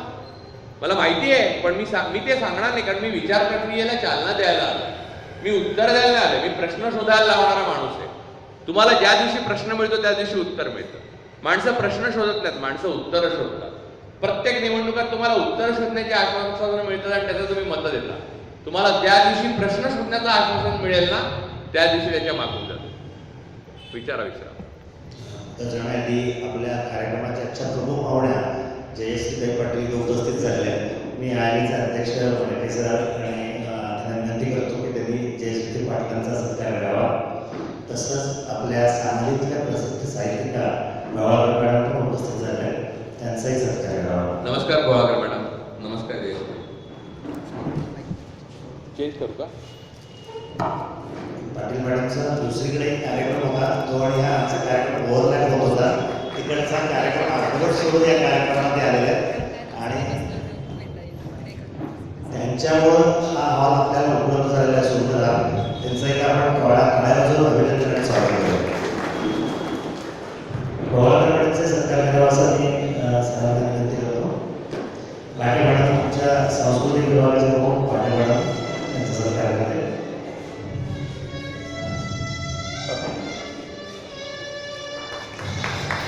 गोवाळकर मॅडम, माझी इच्छा होती की काही प्रश्न आपण विचारणार होता आणि मी पहिल्या दिवसापासून असा आग्रही होतो, काही विश्रामराव विचारणार आणि काही तुम्ही विचारणार. मला आनंद झाला असता, कारण नाही, तुम्ही तो संपूर्ण काळच पाहिलेला आहे, त्यामुळे तुमचा प्रश्न हा प्रत्येक तोलून मापून बोलणार. हा बोला, तुम्हाला माईक नक्की मिळेल, तुम्हाला आवाज मिळेल. मी सर्वच प्रेक्षकांना विनंती करतो की जर माझे काही प्रश्न असतील तर कागदावर लिहून आमच्या एमओसीच्याकडे इथे द्यायला. दुसरं असं झालं की नंबर दिले होते डॉक्टर्स मी, आणि मी ते फेसबुकवर फक्त शेअर केले. माझं फॉलोईंग खूप आहे आणि ट्विटरवर मी शेअर नाही केले, पण काही फॅन पेजवर शेअर केले. त्यामुळे प्रचंड वेगवेगळ्या गावातून आणि कुठून जे लोक इथे येऊ शकणार नाहीत त्यांनी त्यांना प्रश्न पाठवले आणि त्यांनी आवर्जून उल्लेख केला आणि त्यांचे प्रश्न इतके मूलभूत आहेत आणि इतके सुंदर आहेत. म्हणजे एक अक्षय आव्हाड नावाच्या कल्याणच्या मित्रांनी प्रश्न पाठवला, ज्याला मी कधी भेटलं, पण आता माणसं विचार करतात. पण मला असं वाटतं की याला नुसतं विचार, याला एक मोठा धक्का देण्याची गरज आहे. आणि मला स्वतःबद्दल नेहमी एक वाटतं बरं का मिश्राव, की माझ्या आतमध्ये एक ज्वालामुखी धगधगतो आहे. तो आतमध्येच का धगधगतो हे अजून मला कळत नाहीये. आतापर्यंत आपण जी चर्चा केली ती आपण दुसऱ्याला गडगडायला मिळायला आपण तसं नाही. मी भारताचा नागरिक म्हणून मी काय करतो, स्वराज्य जे मला म्हणायचं होतं, मला माझ्या दृष्टीनं मला अभिप्राय स्वराज्याचा अर्थ असा की मी अपार्टमेंटमध्ये राहतो, माझ्या घरातला कचरा मी वरून खाली टाकतो, कारण मी स्वतंत्र आहे, मला स्वातंत्र्य मिळालं, मला शॉर्टकट मिळतो, जायला बरं पडतं म्हणून मी रॉंग साईडनं गाडी चालवतो, कारण मी स्वतंत्र आहे. मला गडबड जायची म्हणून सिग्नल लागलेला असताना सुद्धा मी सिग्नल तोडून जातो, कारण मी स्वतंत्र आहे. मग स्वराज्याची जी प्रक्रिया व्हायला पाहिजे, म्हणजे लोकांना जे एज्युकेट करायला पाहिजे होतं, आपण एक कल्चर डेव्हलप करायला पाहिजे होतं, त्या बाबतीत आपण कमी पडलो का? कारण परत तुम्ही म्हणाला तसं आयतं स्वातंत्र्य आपल्याला मिळालं किंवा त्या स्वातंत्र्य मिळवण्याच्या गडबडीच्या नादामध्ये हा भाग राहून गेला.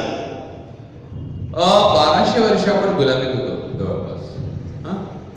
बरोबर, इंग्रजांच्या आधीचा यवन असं वगैरे म्हणून आपण गुलामीत होतो, एकंदरीत आपण गुलामीत होतो असं म्हणतो. म्हणजे आपल्याला पडली होती दिल्लीत काय. मी तुम्हाला गंमत सांगतो, 42 सर्वात मोठं आंदोलन मानलं जातं जडेजावरचं. स्टॅटिस्टिकली म्हणजे संख्याशास्त्राच्या दृष्टीने स्टॅटिस्टिक्स जर तुम्ही नीट पाहिलं तर डायरेक्ट, प्रत्यक्ष, थेट आणि इनडायरेक्ट म्हणजे अप्रत्यक्ष त्या आंदोलनात भाग घेतलेल्या लोकांची भारतातल्या संख्या किती होती माहिती? 7%, 7% फक्त. बाकीचे लोक बँकेत नोकरी, आपली नोकरी, साहेबाची मर्जी, सगळं व्यवस्थित, मुलींची लग्न, नातवांची म्हणजे मुलींची बाळपण, नातवांची बारसी सगळी व्यवस्थित करत होते. म्हणजे 93% लोक अलिप्त होते सगळ्या या प्रक्रियेपासून. 42च्या जडेजावरच्या सर्वात आपण ज्याला मोठा मानतो त्या आंदोलनापासून. तर मला असं वाटतं की 1200 वर्षाच्या गुलामगिरीच्या काळामध्ये आपला देश आहे ही भावना लोपच पावली.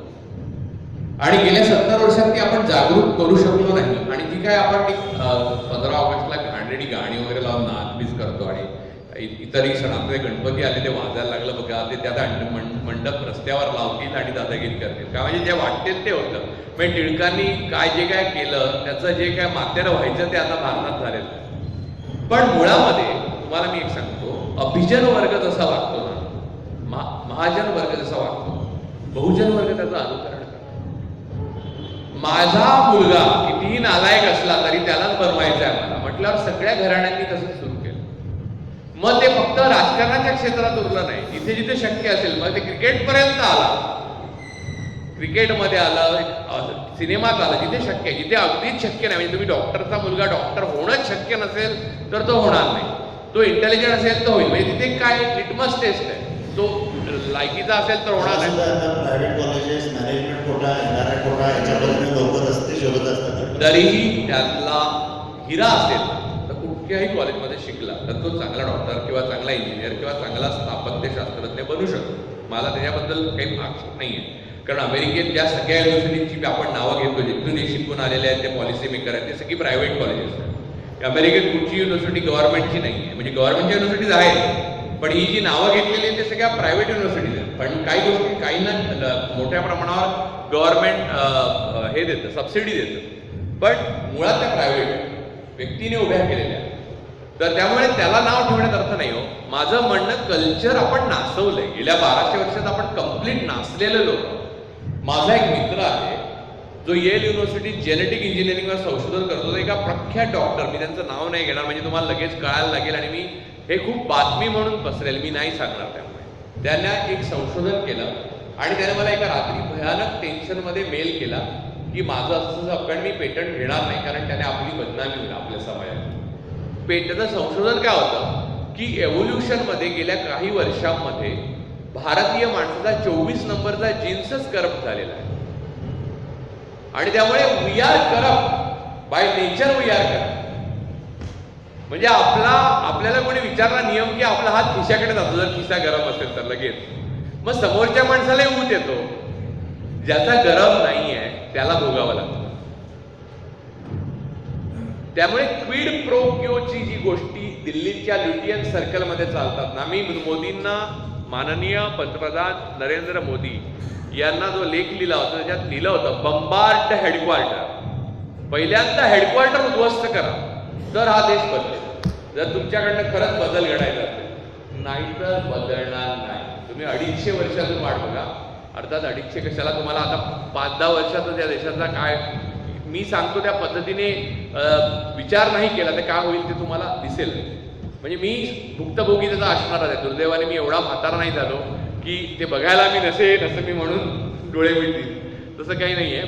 दुर्दैवाने आपण सगळेच जण बघणार आहोत, फार वाईट आहे. आणि मला असं वाटतं की वर्ण कचरा टाकणं वगैरे या गोष्टी ज्या आहेत ना, तर तुम्ही मला एक सांगा की स्वच्छ भारत सेज नावाचा एक सर्व्हिस टॅक्सच्या खाली 0.5% सगळेजण आता जे सर्व्हिस मधनं इन्कम मिळवतात त्यांना भरावा लागतो 0.5%. तर नेमकं काय अपेक्षित आहे गव्हर्नमेंटला की ते कामगार नेमणार आणि आम्ही थुंकणार ते साफ करणार आहेत का आम्ही स्वच्छतेचा मन कल्पना घेऊ? कारण आम्ही जर पैसे देतो तर आमचं साफ केलं पाहिजे. मुद्दा असा आहे, तुम्ही कॉन्सेप्ट क्लिअर पाहिजे. मी 0.5% माझ्या इन्कममध्ये म्हणजे 1 कोटी रुपये मला इन्कम असेल तर 0.5% मी स्वच्छ भारत सेस टॅक्स भरतो सर्व्हिस टॅक्समध्ये, बरोबर? तर 0.5% मी टॅक्स भरल्यावर गव्हर्नमेंट तो टॅक्स का घेते? तिथे स्वच्छता दूत उभा करणार आणि मी थुकलेलं साफ करणार, असा त्याचा अर्थ होतो ना. किंवा अर्थ समजावून सांगा, कारण we the sovereign people of India we want to know why we are paying. Either तुम्ही सांगा की लोक शिक्षणातून स्वच्छता आणा तर आम्ही कचरा टाकणं बंद करू, थुकायचं बंद करू, आमच्याकडनं पैसे नका घेऊ. तुम्ही पैसेही घेता, आम्ही थुकायचंही नाही, हेही बरोबर नाही, बरोबर? आता मुद्दा असा आहे, Catch-22 इथे असा आहे की कोण विचारणार नाही, जाब कोण विचारणार हा खरा प्रश्न. आणि कुणाला विचारणार? व्यक्तिपूजक असलेल्या या देशामध्ये जाब नाही विचारत माणसं, त्यामुळे सगळे प्रश्न उभे राहिले. मी तुम्हाला असंख्य अशी उदाहरणं सांगेन की तुम्हाला तुमच्या जीवनातला पॅराडॉक्स बघून रडू येईल. हा पॅराडॉक्स, जसं की अंडर ट्रायल कैदी लाखो पडलेले आहेत आणि कोणत्या मानवतावादाच्या गोष्टी करतायत जजेस, कोणत्या मानवतावादासाठी PIL केल्या जातात, सगळे क्विड प्रो क्यू आहेत. कोणताही मानवतावादासाठी कोणताही लढत नाहीये कोणी. मी तुम्हाला सांगतो कोणताही मानवतावाद वगैरे काही पडलेले नाहीये. मानवतावादी जे काम करतात ते कधीच प्रकाशात येणार नाही, ते मला माहिती आहे. मी त्यातल्या कित्येकांच्या मुलाखती घेतल्यात, त्यामुळे मला नैतिक अधिकार आहे. फतूबाई नावाचा एक रिक्षावाला त्याची मुलाखत घेतली होती. तो रात्रीच्या वेळेला दिवसा कधीही मध्यरात्री रस्त्यावर ऍक्सिडेंट होऊन जखमी आणि प्रेत पडतात, त्यांना आपल्या रिक्षेत घालून न्यायचा डेस्टिनेशन पर्यंत. तो फतूबाई आहे ना, तो मानवतावादी काम करतो. बाकी सगळा स्पीड प्रोक्योचा मामला आहे.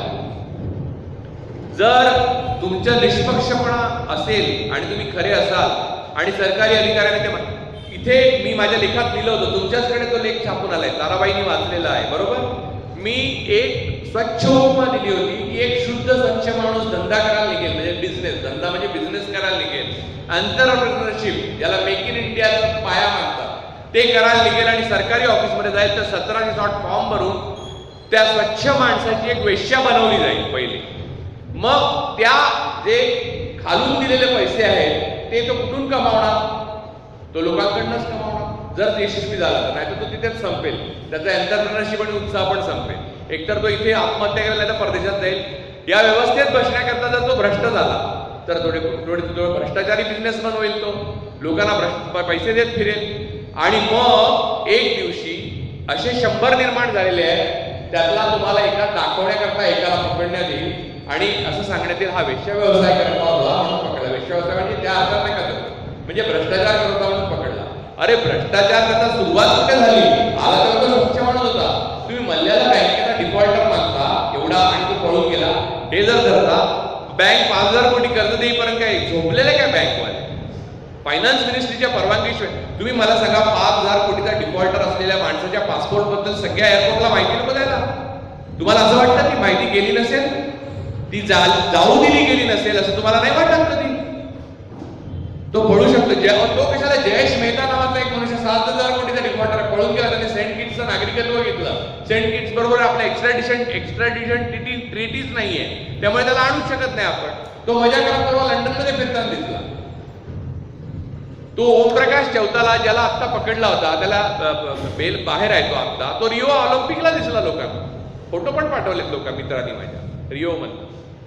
म्हणजे आपल्याकडे जर तुमच्याकडे पैसे असतील, मसाल असेल तर, आणि तुमच्याकडे 5-10 लाख लोक मागून येणार असतील तर तुम्हाला माफ आहे. तुमच्यासाठी रस्त्यावर कोणी उतरणार नसेल तर तुमचं भुजबळ होईल. तुमच्यासाठी जर राज्यभर एसटी जाणार असेल तर तुम्हाला पकडणारच नाही, बरी मी टेररिझम करा. मी तुम्हाला सांगतो हे सरकारी terrorism, tax terrorism, police state हे सगळं बंद झाल्याशिवाय we the sovereign people of India याला काही अर्थ नाही. आज डॉक्टर आंबेडकर असते आणि त्यांना भेटण्याची मला वेळ मिळाला असता तर मी त्यांना हे प्रश्न विचारून त्यांनीच ही उत्तरं दिली असती जी मी प्रश्न शोधतोय. त्यांनी पण हेच प्रश्न मांडले असते. त्यांना दुर्दैवाने आयुष्यात एवढ्या आघाड्यावर लढावा लागला आणि त्यांचा काँग्रेसने पराभव केलाय. 52 सालच्या निवडणुकीत काजरोळकरांना उभं करून मुंबईतनं आंबेडकरांचा काँग्रेसने पराभव केलाय आणि काँग्रेसने पुन्हा मुस्कटदाबी केली आणि ते आंबेडकरांनी लिहून ठेवले आणि बोलले. आता काँग्रेसला दलितांचा जो पुळका येतोय ना तो खोटा आहे, कारण मुळात जवाहरलाल नेहरूंनी दाबलं. ते बघा काय आहे, आजही देशात हे चालू आहे. जीनियस जिथे दिसला ना तिथे मिडिओक्रिटी नष्ट करते. आजही आपल्या देशात सगळे संपादक एकत्र येऊन एका जिनियसला येऊ देणार नाही, सगळे प्रशासकीय अधिकारी एकत्र येऊन एका जिनियसला आत येऊ देणार नाही.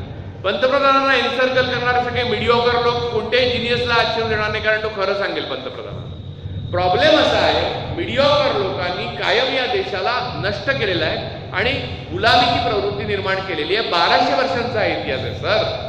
वर्ण कचरा फेकण्याचं काय घेऊन बसलात? वर्ण माणसं फेकली, वर्ण बाया फेकल्या, अरबानी येऊन वरला मुली फेकल्या या देशामध्ये आणि आजही फेकल्या जातात. आत्ता एक बातमी मी शेअर केलेली आहे. ऊसतोड कामगार म्हणून, आता खरी खोटी का लिंक आहे ती, ऊसतोड कामगार म्हणून जाणाऱ्या स्त्रियांना गर्भाशय काढून टाकतात. का? हिस्टेक्टोमी करतात त्यांची. का? तर वारंवार रेप होतात, त्यामुळे वारंवार प्रेग्नन्सी होतात, त्याच्यामुळे प्रॉब्लेम निर्माण होतात, म्हणून त्यांना करावं लागतात मजबुरीसाठी. हा देश आहे आणि याची उत्तर कोणाकडे मागायची? ऑनलाईन. आणि मला असं कळत नाही एवढे लोक भोगतात. मी रोज बघतो माझ्या आतमध्ये एक असाच लावा करतो, मला झोप लागत नाही. मी डॉक्टर, तुम्हाला माहिती आहे मी इन्सोमनियाचा पेशंट आहे. मी सकाळी 6:30 कसाला झोपतो आणि उठतो नंतर. पण मुद्दा असा आहे की मला कळतच नाही की लोकांना असं काही मंदबुद्धी झाल्यासारखं का वागतात लोक, शिकले सवरले पण. परवा डॉक्टरला किडनी रॅकेटमध्ये पकडलं. मला तो प्रश्न तुम्ही विचारा मला बोलायचा आहे. पोलीस म्हणजे दुर्दैवाने जे अधिकारी होते ते अत्यंत जवळचे मित्र असतात, पोलीस अधिकारी. मी त्यांचं नाव नाही घेत, ते तुम्हाला माहिती आहे पेपरमध्ये आले. अत्यंत जवळचे मित्र आणि अतिशय लाख मोलाचा माणूस आहे. दुर्दैवाने त्याला आदेशाला असणार तसं नाही. कायदा काय म्हणून बनवतात बघा. उदाहरण होतं, मला किडनी खायची आहे, माझ्या दोन्ही किडन्या फेल झाल्या, मला माझे नातेवाईक किडनी देत नाही. अहो नातेवाईक पैसे देत नाहीत, किडनी कुठची आली आहे. भाऊ भावाला पैसे देत नाही, सिव्हिल कोर्टात केस बघा किती चालू आहे. बहीण भाऊ, भाऊ बहीण, वडील, बरोबर ना, सगळ्यांचं चालू आहे. तर मग किडनी देणं म्हणजे फारच झालं, किडनी देत नाही. तर मला एक माणूस ब्रेन डेड होण्याची वाट बघायची.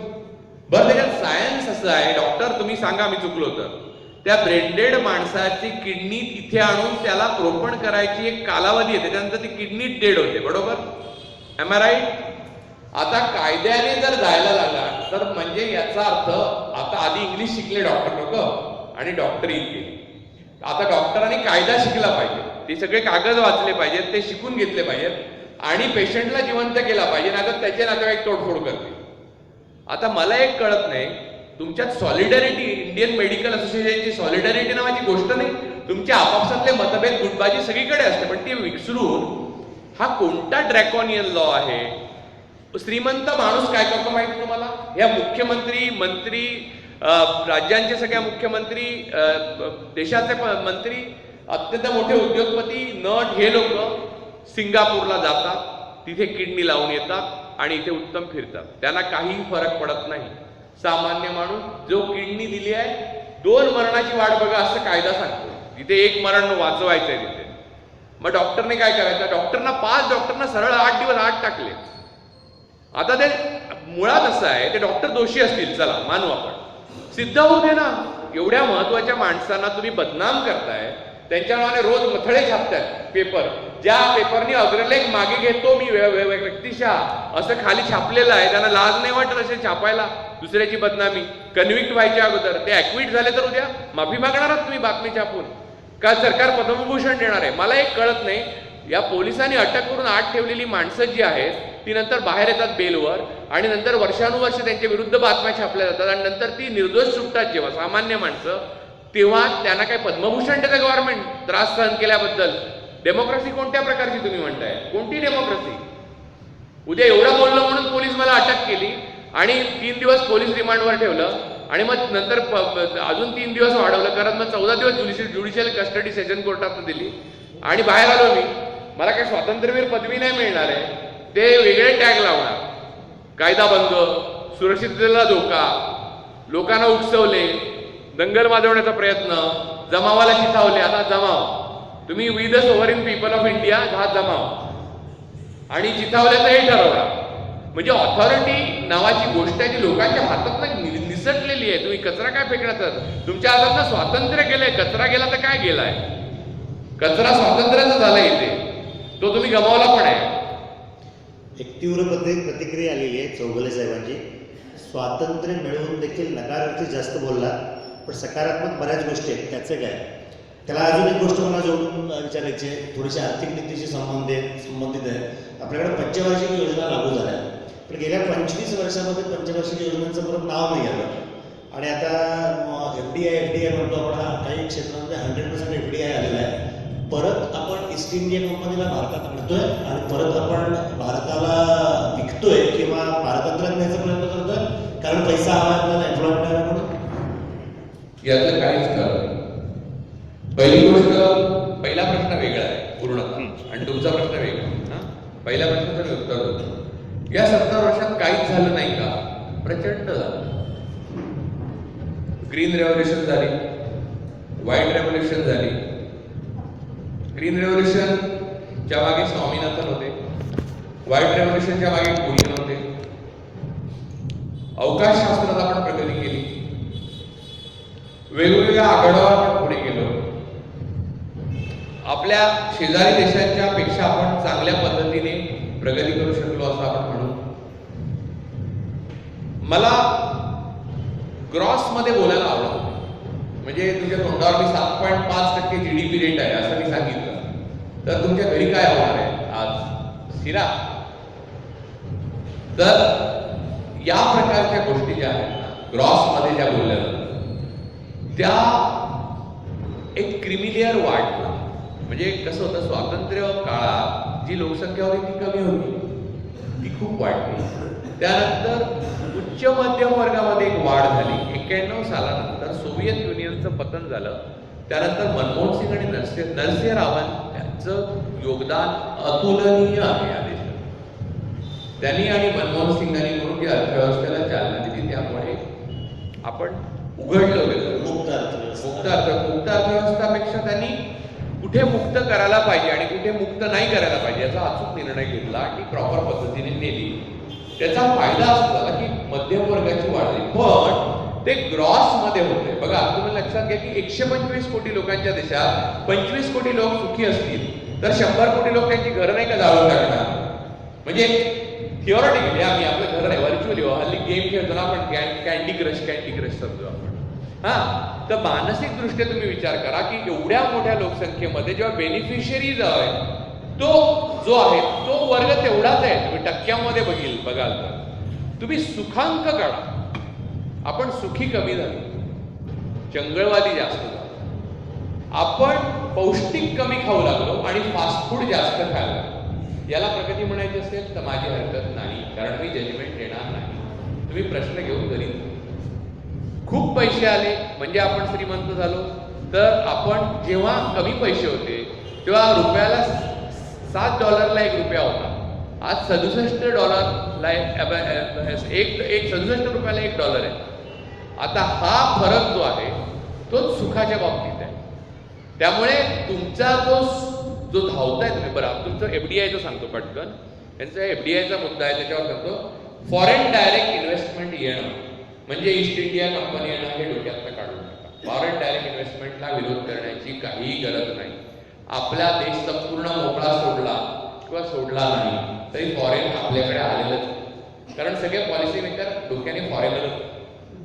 पहिली गोष्ट, फॉरेन डायरेक्ट इन्व्हेस्टमेंटने आपल्याला एम्प्लॉयमेंट वाढेल हा भ्रम आहे.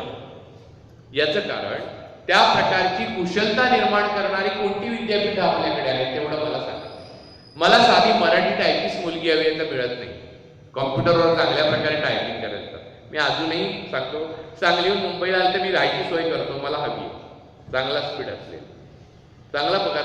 म्हणजे कुशलता ही मी एक उदाहरण दिलं. कुशलता ही एक वेगळी गोष्ट आहे जे फॉरेन डायरेक्ट इन्व्हेस्टमेंट इथे आणणार आहे.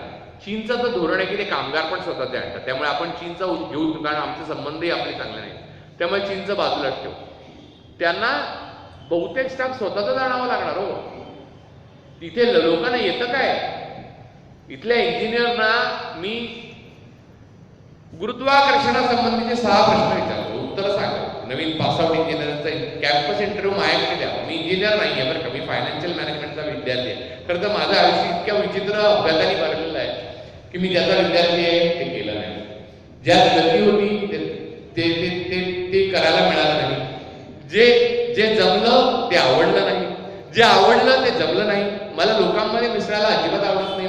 मी आम्ही लोणार, मला कायम लोकांमध्ये जावं लागतं. म्हणजे परस्पर विरोधी घटनांनी आणि विसंगत घटनांनी आयुष्य भरले. पण life is illogical, so we are so everything is illogical. Doctor knows better, म्हणजे डॉक्टरना सर्वात चांगल्या अर्थाने माहिती की वाचेल असं वाटणारा पेशंट जातो आणि दम धरेल असं वाटणारा पेशंट उठतो. तर त्यामुळे डॉक्टर लोकांना चांगलंच माहिती आहे की इलॉजिकल लाईफ म्हणजे काय, कारण डे टू डे ते लाईफ आहे, to be or not to be मध्ये ते कायम असतं. तर माझं असं मत आहे की एफडीआयने काय होणार नाही. एफडीआयने एम्प्लॉयमेंट तेव्हा वाढते. आता माननीय मोदी कायम सांगतात की भारत हा जगातला सर्वात तरुण देश असणार आहे आता काही वर्षांनी 2035 पर्यंत. तरुण कसला असणार आहे? नाक्यावर उभा राहणारा तरुण असणार आहे, तंबाखू वाढणारा तरुण असणार आहे. खाली जी मोठ्या माणसाच्या खाली मुंडकी दिसतात ना तरुणांची, तो तरुण. त्याला कुशलता कुठे आहे? स्किल नावाची गोष्ट लागते ना, जे चीनने उभं केलं स्किल, मॅन्युफॅक्चरिंग स्किल. एफडीआयने कंपनी आहे तिला. परवा नाशिकच्या एका जर्मन मित्राचा मला फोन आला, ज्याची जर्मन कंपनी आहे नाशिकमध्ये. त्याचे बाहेर मुलं त्याची दंगा करत त्यांना काढून टाकले म्हणून, आणि ते तहसीलदार आणि पोलीस त्यांना सपोर्ट करत होते कारण त्यांना मॅनेजमेंटकडनं पैसे हवे होते. एफडीआय येऊन ते पळूनच जातील. एफडीआय आणि फायनान्स मिनिस्टरने ते एफडीआय मधला करांना काय आम्ही सवलत सूट देणार नाही. व तैवान पासून, हाँगकाँग पासून सिंगापूर पर्यंत एवढी टॅक्स सेवन आहे. तिथे 3 फॉर्म मधले 3 प्रश्न भरले. व UK मध्ये, इंग्लंडमध्ये टेलिव्हिजनचं लायसन मेल केल्यावर मेलवर येतं. आपल्याकडे हजारो प्रक्रियेमधून जाऊन शेवटी गृहमंत्रालय, मी एका कन्सल्टंट होतो एका माणसाचा, एका मीडिया कन्सल्टंट, हजारो याच्यात गृहमंत्रालयात थ्रू व्हायला लागतं ते होतं. आणि मग स्वतः माहिती सूचना प्रसारण मंत्री बसतात आणि मग ते सह्या करतात आणि तुम्हाला लायसन मिळतं. न्यूज चॅनल अशा माणसाला मिळालेलं लायसन नंतर तो देशाबाहेर पळून गेला. आमचेही पैसे बुडवलेच म्हणत आहे. पण मुद्दा असा आहे, मग काय करू? गृहमंत्रालय कोणती स्क्रुटिनी केली आणि मग कशासाठी हे सगळं चाललं? आणि मग त्या परदेशात ज्यांनी तुमच्यावर इतके वर्ष राज्य यशस्वीपणे केले, ज्यांनी बांधलेले पूल नीट टिकले, त्या लोकांनी मेलवर लायसन पाठवलं, त्यांच्या कोर्टात कॅमेऱ्याने आम्ही शूट करून आणलं. ते काय वेडे आहेत का? ते UPSC वगैरे काही करत नाही, शहाणे नाहीत का ते? मिनिमम, मोदीजी काय म्हणाले होते इलेक्शनच्या अगोदर? Minimum government and maximum governance. Exactly उलट चाललंय.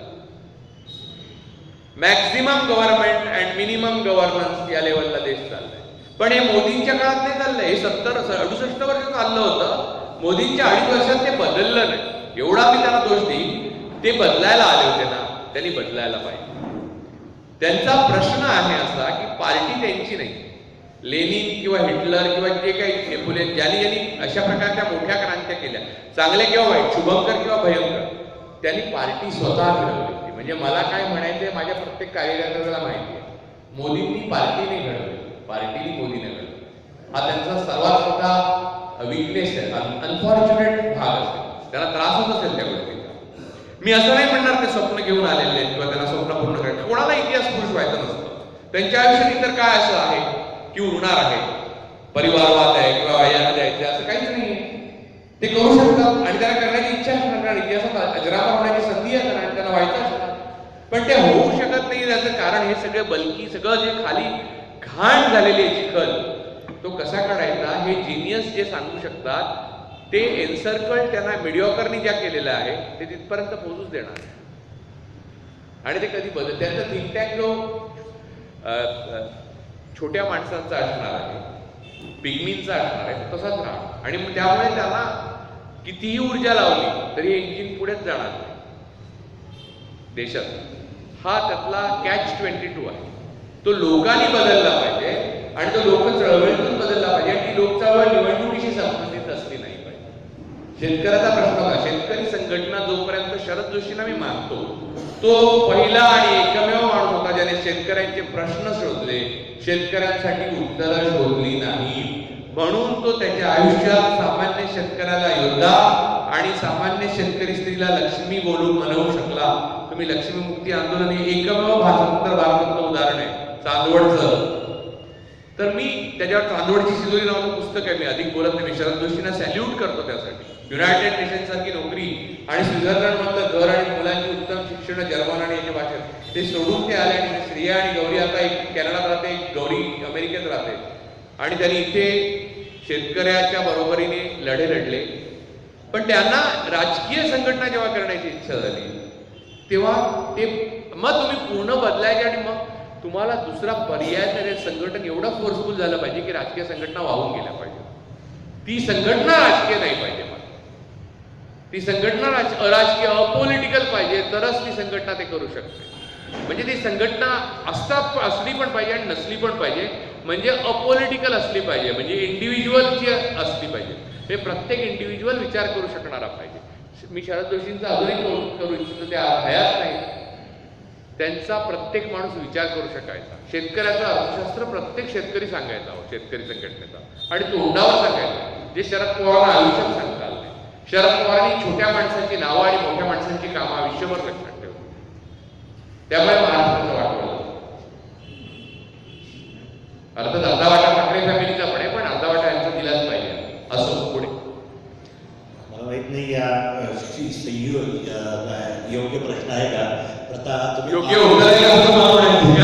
पुढचा प्रश्न माझा, तुम्ही आंदोलन आणि त्या आंदोलनाची किंवा संघटनेचा राजकीय पण याच्या विषय तुम्ही अण्णा हजारेंच्या आंदोलनात सुद्धा सहभागी होतात. त्या आंदोलनातून केजरीवाल बाहेर पडले. केजरीवाल बेती वगैरे थोडासा संघर्ष आम्हाला मीडियामध्ये बघायला मिळत होता. त्याच्यातल्या अंतस्थ गोष्टी जरा सांगितलं तर बरं होईल. नाही, त्याच्यावर पुस्तक येत आहे. त्याच्यावर गँग केजरीवाल सिडिशन टायरन नावाचं पुस्तक येत आहे. ते मानस पब्लिकेशन दिल्ली, इंग्रजी, हिंदी आणि बंगाली पंजाबीमध्ये प्रकाशित करत आहे. बऱ्याच गैरसमज आहेत माझ्याबद्दल जगामध्ये. जसं राज ठाकरेंचा मी सल्लागार होता एक गैरसमज आहे. राज ठाकरेंचा मी मित्र होतो आहे, त्या माझ्या बाजूने मला काही प्रॉब्लेम नाही. मी टीका करतो तेव्हा पर्सनल काहीच करत नाही. त्यांनी ते लावून घेतलं तर कारण त्यांचा म्हणजे पवार ठाकरे हे सगळे लावून का घेतात, कारण त्यांचा वैयक्तिक बिझनेस आहे. जर राजकारण असेल, काँग्रेस पण कुठच्याही शिव्या घालाव्या, दुसऱ्याशी कांदा राट टाकतो, कारण तो पारिवारिक बिझनेस आहे. पण तो गांधी फॅमिलीचा आहे, त्यांचा नाही काँग्रेसचा. पण बाकी यांचे वैयक्तिक बिझनेस असल्यामुळे यांना टीका केली ना त्यांच्या पक्षावर की त्यांना वाटतं की वैयक्तिकच केली. ते स्वाभाविकच वाटतं ना. सोल ट्रेडिंग एजन्सीज आहे तर मालक आणि कंपनी एकच आहे, त्यामुळे त्याच्यात टीकेला झोपते, मग ते बोलत नाही. पण माझे मित्रच आहेत ते, माझ्याकडनं काही प्रॉब्लेम नाही. असो, हा एक गैरसमज असा आहे. त्यांचा मित्र आहे तर त्यांनी दुधाची डेअरी काढली असती तरी मी मैत्री म्हणून 2 कॅन उचलायला गेलो असतो. तसे एक इथे काढली तेव्हा 2 कॅन उचलले. आपलं आता त्याचं काय गुण दोष मला लागायचे लागले. चला ठीक आहे.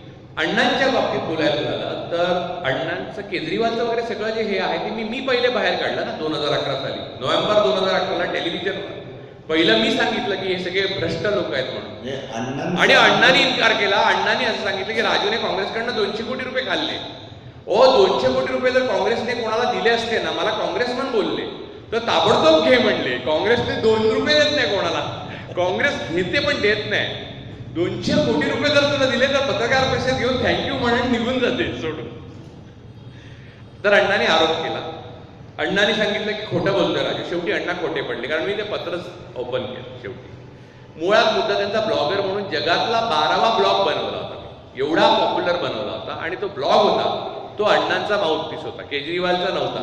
त्याच्यावर केजरीवालचा कंट्रोल नसल्यामुळे पुन्हा मीडियाकर आणि जिनियस हा जो लढा आहे तो आदिम लढा तिथे अंतिम ठरला. आणि तिथे अण्णांनी ठरवलं असतं आणि सांगितलं असतं की ठीक आहे राजू आणि मी बघून घेऊ.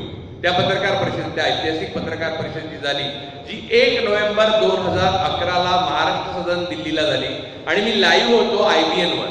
CNN IBN IBN हे नाही, या IBN वर मी गेलो नाही. निखिल वागळे वगैरे आपल्याला मराठी चॅनलवर नव्हतो मी कधी.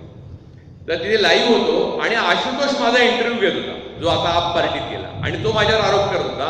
अण्णांनी आरोप म्हणजे अण्णा म्हणाले की नाही मैं राजू को मिला ही नहीं, मुझे मालूम ही नहीं कौन राजू कोलेकर, असं वगैरे बोलले. ते फुटेज आहे, तुम्ही युट्यूबवर बघा, फुटेज आहे. नाही, अंतस्थ म्हणजे तेव्हाच मी सांगितलं होतं, आंतरिक लढा जो आहे तो पैशावरून जातो. डोनेशनचे कॅश पैसे जे आहेत, म्हणजे सर्वात म्हणजे काहीतरी महान घडणार आहे देशात. आता देशातलं करप्शन नष्ट होणार आहे, यासाठी लोकांनी कॅश मध्ये पैसे जे असतील ते दिले. पतियाळा कोर्टमधला जज येऊन भाषण करून गेला.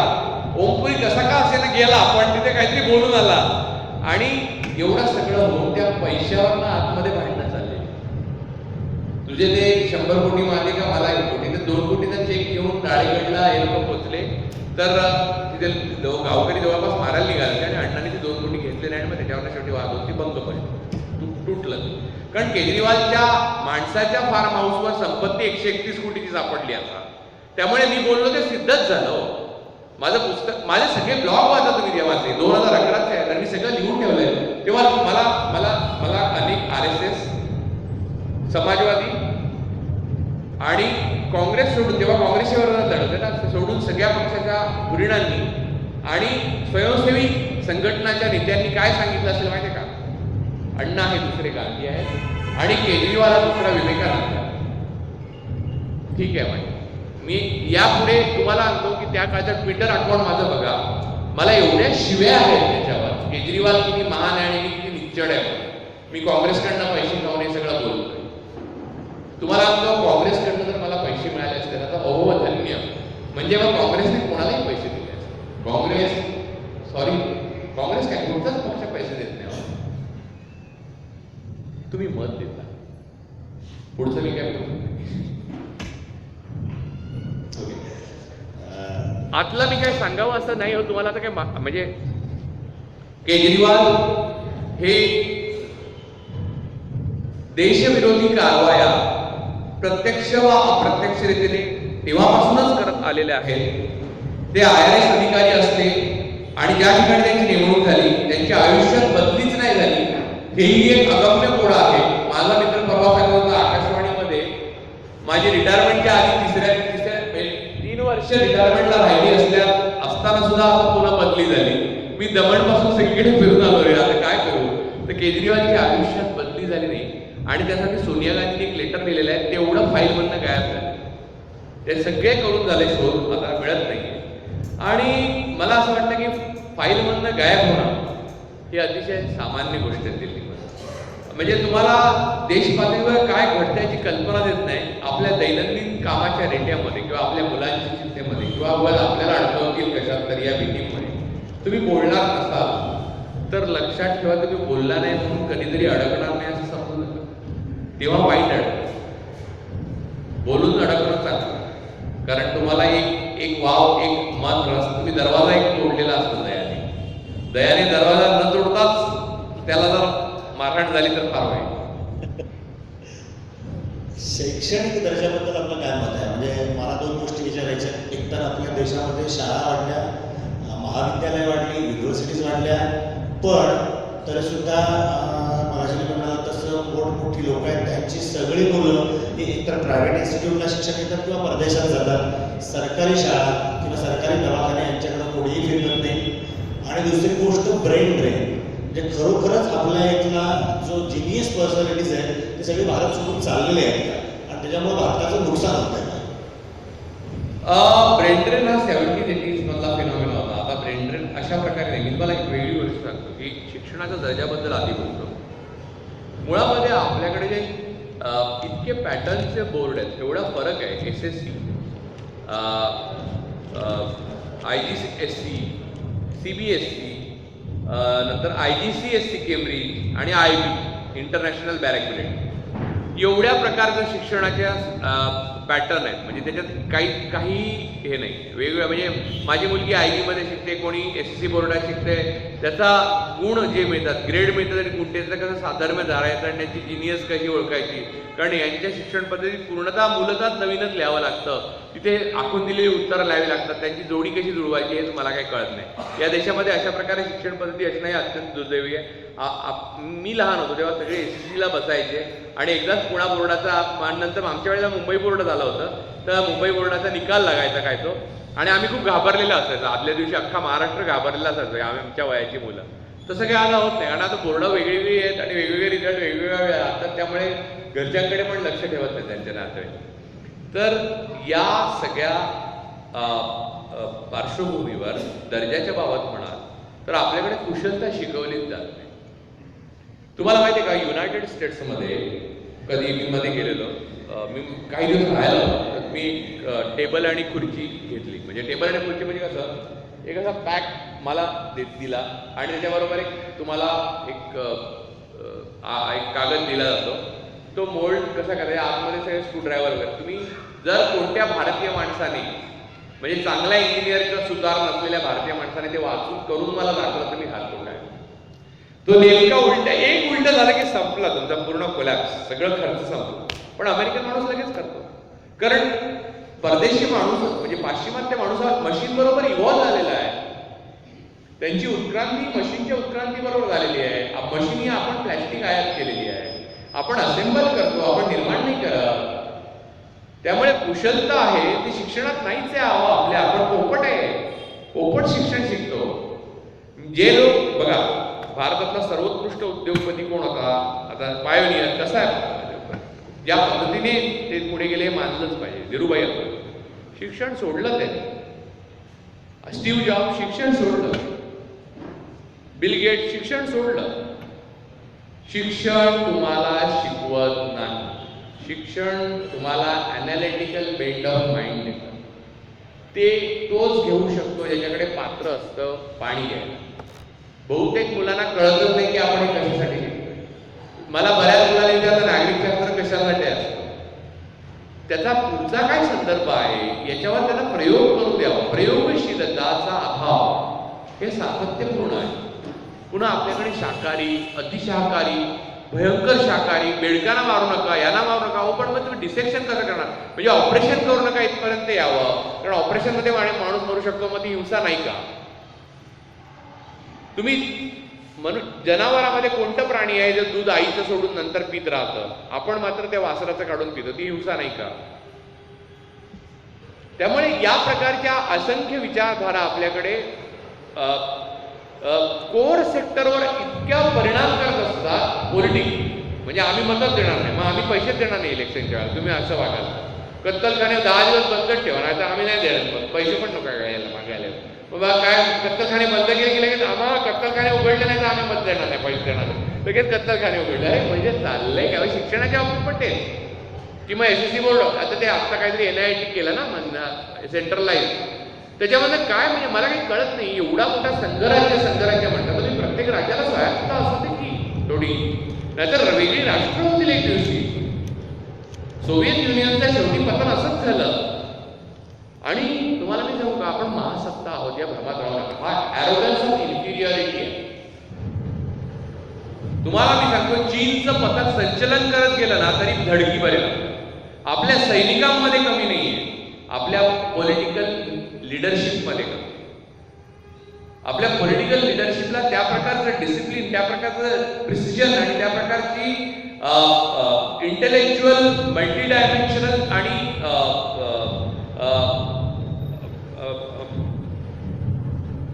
मल्टी लेअर असलेली थिंकिंग पॉवरच नाही. म्हणजे लिडरशिप म्हणजे एक माणूस डोळ्यासमोर आणू नका. लिडरशिप म्हणजे बँकिंग पासून, एज्युकेशन पासून, इंडस्ट्रीज पासून सगळीकडे.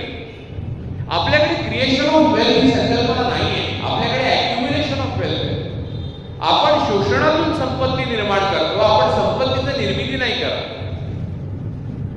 संपत्तीची निर्मिती भ्रष्टाचाराच्या निर्मूलनाशिवाय होऊ शकत नाही. मी मगाशी सांगितलं ना, एक संपत्ती निर्माण करायला एंटरप्रिनर त्या जेव्हा सरकारी कचेरीत प्रवेश करतो त्या क्षणी क्रिएशन ऑफ वेल्थचा मृत्यू होतो आणि ॲक्युम्युलेशन ऑफ वेल्थचा जन्म होतो.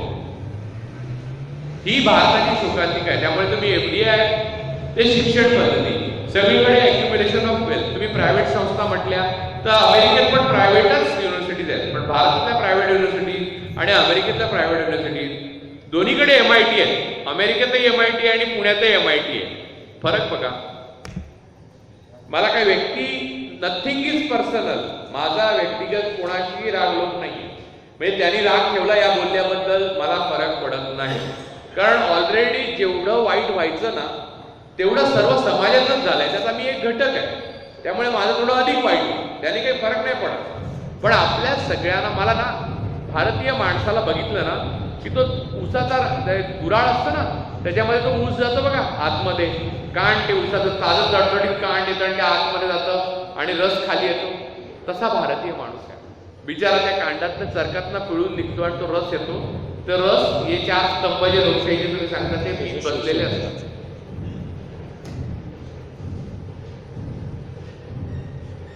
मध्ये आपल्याकडं जवाहरलाल नेहरू युनिव्हर्सिटीमध्ये इन्सिडेन्सेस घडले. थोड्या दिवसापूर्वी बेंगलोरला ॲम्नेस्टी युनिव्हर्सिटीमध्ये सुद्धा हाच प्रकार 15 ऑगस्टच्या दिवशी घडला. त्या बोरान वाणीला शहीद म्हणून घोषित करण्यात. प्रशांत भूषणांची एक त्यामध्ये बुद्धिजीवी माणसाची 2 वक्तव्य होती की काश्मीरमध्ये पण स्वतंत्रतेबद्दलचं मत घ्यावं म्हणून. परवा बोरान वाणीचा जो मृत्यू झाला त्याच्यात सुरक्षा रक्षकांना, सुरक्षा दलांना त्यांना मारण्याचा अधिकार नाही म्हणून हे स्वातंत्र्याचं फलित आहे का नाही फलित आहे? किंवा आता त्याच्याच जोडून एक असा प्रश्न आहे की याच्यामुळे आपण लोकशाहीला आपण नालायक आहोत, आपल्या लोकशाहीची किंवा स्वातंत्र्याची लिमिट समजत नाही, की आपल्याला मिलिटरी रूलच योग्य होईल. असा श्रीकांत फडणवीसांनी अशाच प्रकारचा प्रश्न. ते अक्षय आव्हाडनी पण प्रश्न पाठवले ते घ्या. ते कल्याण मुळात पुराणवाणीचा जो मुद्दा आहे त्याच्यात काही बोलण्याची वाटली. मी बोलावं या माझ्या अधिकार क्षेत्रात येणारी गोष्ट आहे ती पहिली गोष्ट. दुसरी गोष्ट, तो एक नंबरचा दरिंदा होता. तिसरी गोष्ट, प्रशांत भूषणला तो एवढा महत्वाचा माणूस होता असं वाटत असेल तर आपल्या मुलाला त्याच्याकडे प्रशिक्षणाला पाठवलं का नाही? दिल्लीतल्या एखाद्या त्याचं समर्थन करणाऱ्या माणसाने आपल्या मुलांना माओवादी बनवलंय का? किंवा काश्मीरमध्ये आतंकवाद जिहादी नेत्यांची मुलं परदेशात सेटल येतो, त्यामुळे हा मुद्दाच निकालात नाही.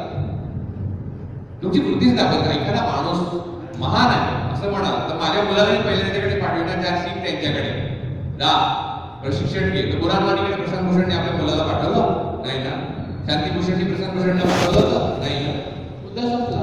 त्याने बलात्कारापासून सगळं केलंय हो, 50 खून केले, त्याला तत्काळ गोळी घालणं योग्य होतं, बरोबर आहे. मुद्दा राहिला 370 कलम. 370 कलम हे भारतीय राज्यघटनेने दिले हो, त्यामुळे काश्मीर भारताचा भाग आहे हे स्पष्टच झालं जेव्हा 370 कलम तुम्ही मान्य केलं तेव्हा. 370 कलम हा शब्द येतो कुठून? कोणत्या 370 कलम? पाकिस्तानचं, युनायटेड नेशनचं, कोणत्या देशाचा 370 कलम? भारतीय राज्यघटनेचं. त्यामुळे काश्मीर वेगळा आणि प्लेबिसाइडचा मुद्दा येतोच कुठे? आणि दुसरा असं आहे, काश्मीरी पंडितांशिवाय तुम्ही कसं तिथे या बाकी गोष्टी बोलू शकता? त्यांना पळवून जातं, त्याच्याबद्दल कोण बोलणार? हा मुद्दे जे आपल्याला सोयीस्कर आहेत ते सोयीस्कर रीतीने वापरले जातात आणि अतिशय सामान्य गरीब माणूस म्हटला. तुम्हाला मी एक गोष्ट सांगतो, आज बेकार युवकांची संख्या एवढी. शिवसेना स्थापन झाली, मनसे स्थापन झाली, अजून तुमची संघटना स्थापन झाली, असंख्य तरुण ग्राउंडवर जमावतो. उद्या मी संघटना स्थापन करू दाखवतो आणि असंख्य तरुणांना गोळा करू शकतो. मला त्यांना वाम मार्गाला लावायचं नाही, म्हणून मी तसं करतो. याचं कारण असतं की बेकार तरुणांना काहीतरी करावं असं वाटत असतं, आतमध्ये उर्मी असते, त्यांचे हार्मोन वेगात असतात, मेटाबॉलिझम फास्ट असतो, डोक्यात आग असते, पायात वीज असते, त्यांना असं वाटतं की आपण जग बदलून टाकू आणि हाच तो नेता. पण तसं काही नसतं. तुम्ही लक्षात घ्या, काश्मीरमधली गरीब मुलं पण अशीच आहे. त्यांना वाटतं बंदूक घेत तर उद्या इथे बंदूक आल्या तरी लोक असं जाऊ लागतील. तुम्ही विश्वास ठेवा माझ्या.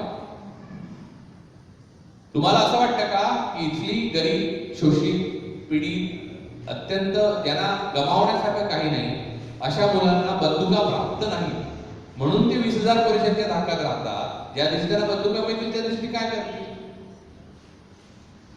त्यांची डोकी भडकवणारी लोकांना पहिले पकडून देशद्रोहाच्या आरोपाखाली आत घातलं पाहिजे.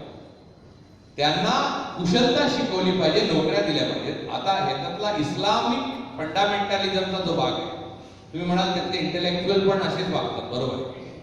इस्लामिक फंडामेंटलिझम हा जगासमोरचा एक प्रश्न आहे, पण तो ग्लोबल प्रॉब्लेम आहे आणि तो भारताने फार अगोदर भोगायला सुरुवात केलाय आणि भारतातल्या अनेक विद्वानांनी त्याच्यावर फार अगोदर लिहिलेला आहे.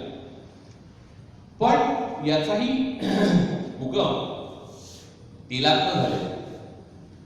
तेल हे दहशतवादाचा जनक आहे माझ्या विश्वास करा. याहून मी याबद्दल बोलू शकत नाही किंवा मी न बोलण्याचं ठरवलेलं आहे. माझी ती वेळ आली की मी तेव्हा बोलतो. माझी ती वेळ नाही. असहिष्णुता मध्ये 68 वर्षे देशात असहिष्णुता नव्हती आणि नंतर एक इन्सिडेंट घडला होता त्याच्यात लोकांनी आपली निरनिराळी पुरस्कार, पदव्या परत करायला सुरुवात केली. 1946 साली जिनांनी जेव्हा डायरेक्ट ॲक्शनची ऑर्डर दिली तो असहिष्णुतेचा भाग नव्हता. इंदिरा गांधींची हत्या त्यांच्याच बॉडीगार्डने केली, त्या बॉडीगार्डला असहिष्णुतेचा विषय नव्हता. त्याच्यानंतर शीख हत्याकांड भारतात मोठ्या प्रमाणात झालं, त्यावेळेला असहिष्णुता नव्हती. 1993 साली महाराष्ट्रामध्ये मोठी जातीय दंगल झाली, त्यावेळी असहिष्णुता नव्हती. सांगलीमध्ये 2011-12 दंगल झाली, त्यावेळेला असहिष्णुता नव्हती. आणि 2 वर्षापूर्वी असं काय घडलं की माझ्या देशामध्ये असहिष्णुता निर्माण झाली आणि माझ्या देशातल्या सगळ्या बुद्धिजीवी वर्गांना आपले आपले पुरस्कार परत करावे वाटले. काही लोकांनी पद्मभूषण वगैरे सुद्धा पुरस्कार परत केले की जे पुरस्कार देताना सरकार हे माध्यम असतं, जनता, भारतीय जनता ही त्याचे कार्यकारण असतं. बिहार इलेक्शन नंतर झालं तर संपलं का? त्याचं उत्तर आहे प्रश्न शोधा. आणि मुळामध्ये पुरस्कार परत करण्याची कोणती यंत्रणा असते? साहित्य अकादमी पुरस्कार वगैरे परत केलेला त्याला परत पाठवायचं नाही. साहित्य अकादमी म्हटलं की आम्हाला परत करण्याची काही यंत्रणा नाही आपल्याकडे परत घेण्याची. पद्मभूषण परत कशा कोणाला केला परत? त्यामुळे ते प्रतिकात्मक होतं आणि बिहारच्या निवडणूक भारतीय जनता पक्ष झाला त्याच्यानंतर ते संपलं. त्याचा उद्देश स्पष्ट होता आणि त्याचा कार्यकाळही स्पष्ट होतो, त्यामुळे त्याला अधिक म्हणणं कशाला पाहिजे. म्हणजे मला असं वाटतं की या प्रकारची नाटकं त्याचे गणेश देवी वगैरे एवढे एनजीओ आहेत, फॉरेन फंडिंग वगैरे आहे, ते चांगले लेखक आहेत, याबद्दल शंका नाही, पण ते चांगले लेखक आहेत, महान लेखक असो. पण मला या संदर्भात फार बोलायचंच नाही, कारण उद्देश काय होते स्पष्ट. बिहार इलेक्शनचा एकही माणसाने आवाज वापसी केली यातच स्पष्ट आहे. तर पॉलिटिकल एक आंदोलन होतं असं आपण त्याचा रिस्पेक्ट करू की एक आंदोलन, राजकीय आंदोलन करण्याचा प्रत्येकाला हक्क आहे. काहीच नाही त्याने केलं, त्याच्या पद्धतीने केलं, हिंसा तर नाही केली, कायदा तर नाही मोडला, ते त्याच्या पद्धतीने केलं, लेखक त्या पद्धतीने करू शकतात, त्यांना अधिकार आहे, त्यांचा मी आदर करतो. बिहार इलेक्शन त्यांनी थांबवलं या गोष्टीचाही मी आदर करतो, कारण त्यातून त्यांची हिपोक्रसी उघडी होती, त्याबद्दल त्यांना धन्यवाद दिले पाहिजे. त्यामुळे मला उत्तर फार मोठं द्यावं लागलं. अजय आव्हाडांचा प्रश्न आहे, कल्याण मला वाटतंय, भारतातून जातींचं निर्मूलन कधी होईल? भारतात व्यक्ती स्वातंत्र्य आहे का? भारतात खरंच समता प्रस्थापित होईल का? भारतात सामान्य माणसाचं जीवनमान सुरक्षित आहे का? आणि भारताची लोकशाही टिकेल का? मला असे म्हणलं असं नाही. या प्रश्नांची उत्तरं द्यायला मी योग्य माणूस आहे असं मला वाटतं, कारण आवडाने खूप मूलभूत प्रश्न विचारले आहेत. आणि जातीबाबत मला फक्त थोडं बोलावं असं वाटतं की जाती अंत हा सर्वांना हवा आहे, फक्त स्वतःची जात सोडून. त्यामुळे आपल्या बायकोला कोरड्या होकाऱ्या सुरू झाला की आपण माणूस आपल्या मुलाला किंवा मुलीला आपल्या जातीतला कुठचा वर्ग किंवा वधू आहे ते बघायला सुरू करतो. इतक्या प्रकारची, आणि महाराष्ट्रात तर प्रोग्रेसिव्ह वगैरे महाराष्ट्र म्हणतात तिथे पण ही परिस्थिती आहे. तर उत्तर भारत वगैरे खूप आतात जाल ठाकूर, जाट, कुर्मी, म्हणजे जातीच्या संघटना आहेत आणि त्याला आता मान्यता पण आहे. म्हणजे प्रत्येक जातीचं लागून चलन करणं हे प्रत्येक राजकीय पक्षाचं कर्तव्य होऊन बसतं. आणि माझ्या मागे जात आहे ही गोष्टच माणसाला पुरेशी होऊन बसते, तर कशाला कोण थांबेलो? जर तुम्ही लक्षात घ्या की जर तुमच्या मागे 5 लाख लोक उभे राहत तुमच्या जातीमध्ये, तर तुम्हाला का नाही तुमचा इगो सुख होणार? तुम्हाला का नाही त्या पावावर आनंद लुटावा असं वाटणार? आणि माणूस जातीमध्ये कम्फर्ट झोन मध्ये जातो आणि माती करून घेतो. तो स्वतःचीच करतो नाही, माती देशाची करतो, समाजाची करतो. आणि जाती अंतावर आंतरजातीय विवाह हा एकमेव मार्ग आहे. आणि आपला मुलगा किंवा मुलगी वयात आली की त्यांना तुला नवरा किंवा नवरी मुलगी आम्ही शोधणार नाही, तुझी तू शोध असं सांग. एवढं सोपं काम करायचं, मग आपोआप नीट होईल. कारण कालपर्यंत परपुरुषाबरोबरशी बोलायचं पण नाही असं सांगू, अचानक आजपासून परपुरुषाबरोबर झोपायचं असं सांगतो आपण, ही आपली लग्न. त्यामुळे या प्रकारची लग्नसंस्कृती अशास्त्रीय नाही तर अनैतिक पण, आणि त्या ढोक आणि ती जातीवर आधारित. त्यामुळे त्याला गचांडी केल्याशिवाय पर्याय नाही. याच्यामुळं India is losing national unity असं म्हणावं वाटतं. India loss unity in diversity जे आपण म्हणतो. हे बघा, नॅशनल युनिटी म्हणजे तुमचा अभिप्रेत असलेला अर्थ आणि मला अभिप्रेत असलेला अर्थ याच्यात खूप फरक आहे. माझ्या दृष्टीने आपण साधारणपणे 60च्या दशकामध्ये युनिटी कमावली, 70च्या दशकामध्ये अधिक ठळक झालं. राम मनोहर लोहिया काँग्रेस मुक्त भारत ही मोदींची घोषणा आहे. मोदीने स्वतः एकदा ट्विट केलं होतं की मूळ घोषणा Ram Manohar लोहियांची.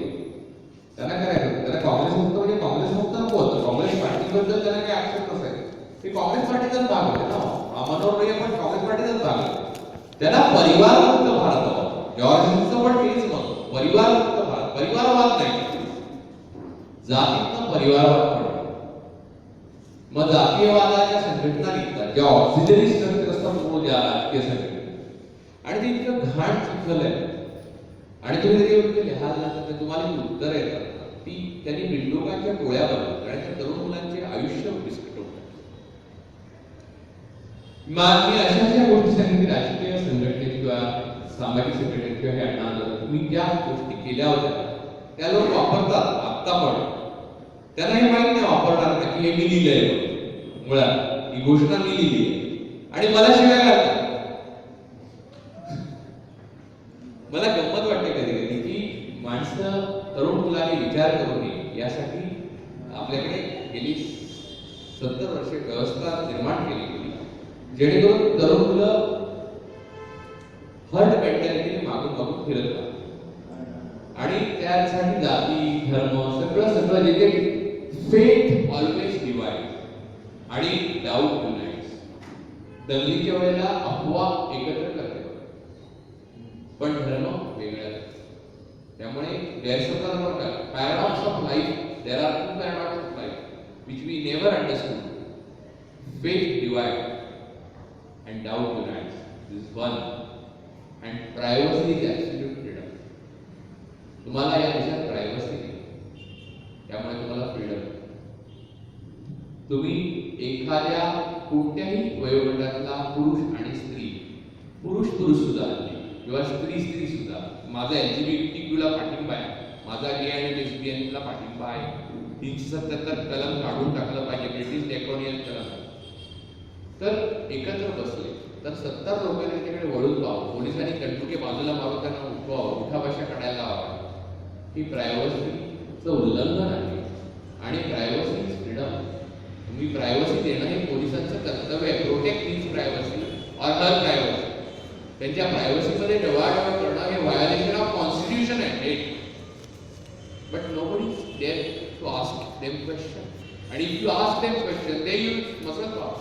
Ultimately, their ultimate power that which will go against you in the court of law, and ultimately they will jail you, and they will finish you. They will crush you like anything. So the thing is, यशाची लढण्याची छाती असलेल्या माणसांची गरज आहे. हा hall आहे ना, त्यामध्ये जेवढी माणसं बसू शकतात तेवढी इंटिग्रिटी, लॉयल्टी, फेथफुलनेस आणि सेरेब्रल पॉवर असलेली माणसं जर मला मिळाली ना, मी अख्खा देश बदलू शकतो. स्वामी विवेकानंद म्हटलं तसं नाही, मी असं नाही म्हणत. मी कोणाची माझी तुलना करू इच्छिते, चांगले का वाईट का. काही लोकांनी याच्यात प्रश्न विचारले, पण या प्रश्नांची उत्तरं वेगवेगळ्या स्वरूपात येऊन गेलेली आहेत. परत पारतंत्र्याशी संबंधित असा प्रश्न नाही आहे, पण तुम्ही एक बुद्धिजीवी आहात, तुम्ही जिनियस आहात, पण तुमचं मत या विषयावर जाणून घ्यायला आवडेल मला. पाकिस्तान काश्मीर भारतापासून वेगळं करण्यासाठी प्रयत्न करत आहे, फूस देते. मोदींनी आत्ता बलुचिस्तानचा किंवा भारत सरकारनं आता बलुचिस्तानचा विषय 15 ऑगस्टला लाल किल्ल्यावरून घेतलेला आहे, त्याच्यावरती मत व्यक्त केलेलं आहे. Is it a master stroke of Modi to the Pakistan, China and world? Modi बोलले तो स्ट्रोक आहे, कृतीमध्ये होईल तेव्हा मास्टर स्ट्रोक आहे. कारण याबद्दलही मोदी अप्रतिक काही गोष्टी बोललेल्या आहेत, तर तो पाऊस अजून आपल्यापर्यंत आलेला नाही. बलूच लोकांमधली एक गमत नाही का तुम्हाला, हे आले लोकसत्ता मला परवा, त्या अगोदर मी ट्विट टाकलं पण लोकांना कळलं नाही, मग नंतर ते लोकसत्ताच आलं. तुम्हाला माहिती नाही, अहमद शाह अब्दालीने पानिपतच्या युद्धानंतर हजारो मराठ्यांना पकडून नेले. त्यांचे बलूच नाही माहिती, ते अजून मराठी परंपरा पाहतात सगळे आहेत. गुलाम म्हणून त्यानंतर वापरायसाठी नाही, आज ते मालक आहेत. गुलामी ते केव्हाच मुक्त झाले. ते आता लिडर्स आहेत. माझ्या ट्विटर अकाउंटवर माझे बलूच मित्र अनंत आहेत, अनेक आहेत. मी Asian integration society Delhi new दिल्लीचा मी व्हाईस प्रेसिडेंट आहे आणि एशिया पीस फोरमचा मी पहिला पायोनियर संयोजक. त्यामुळे आशिया खंड मला तळामध्ये रशियासारखा माहिती.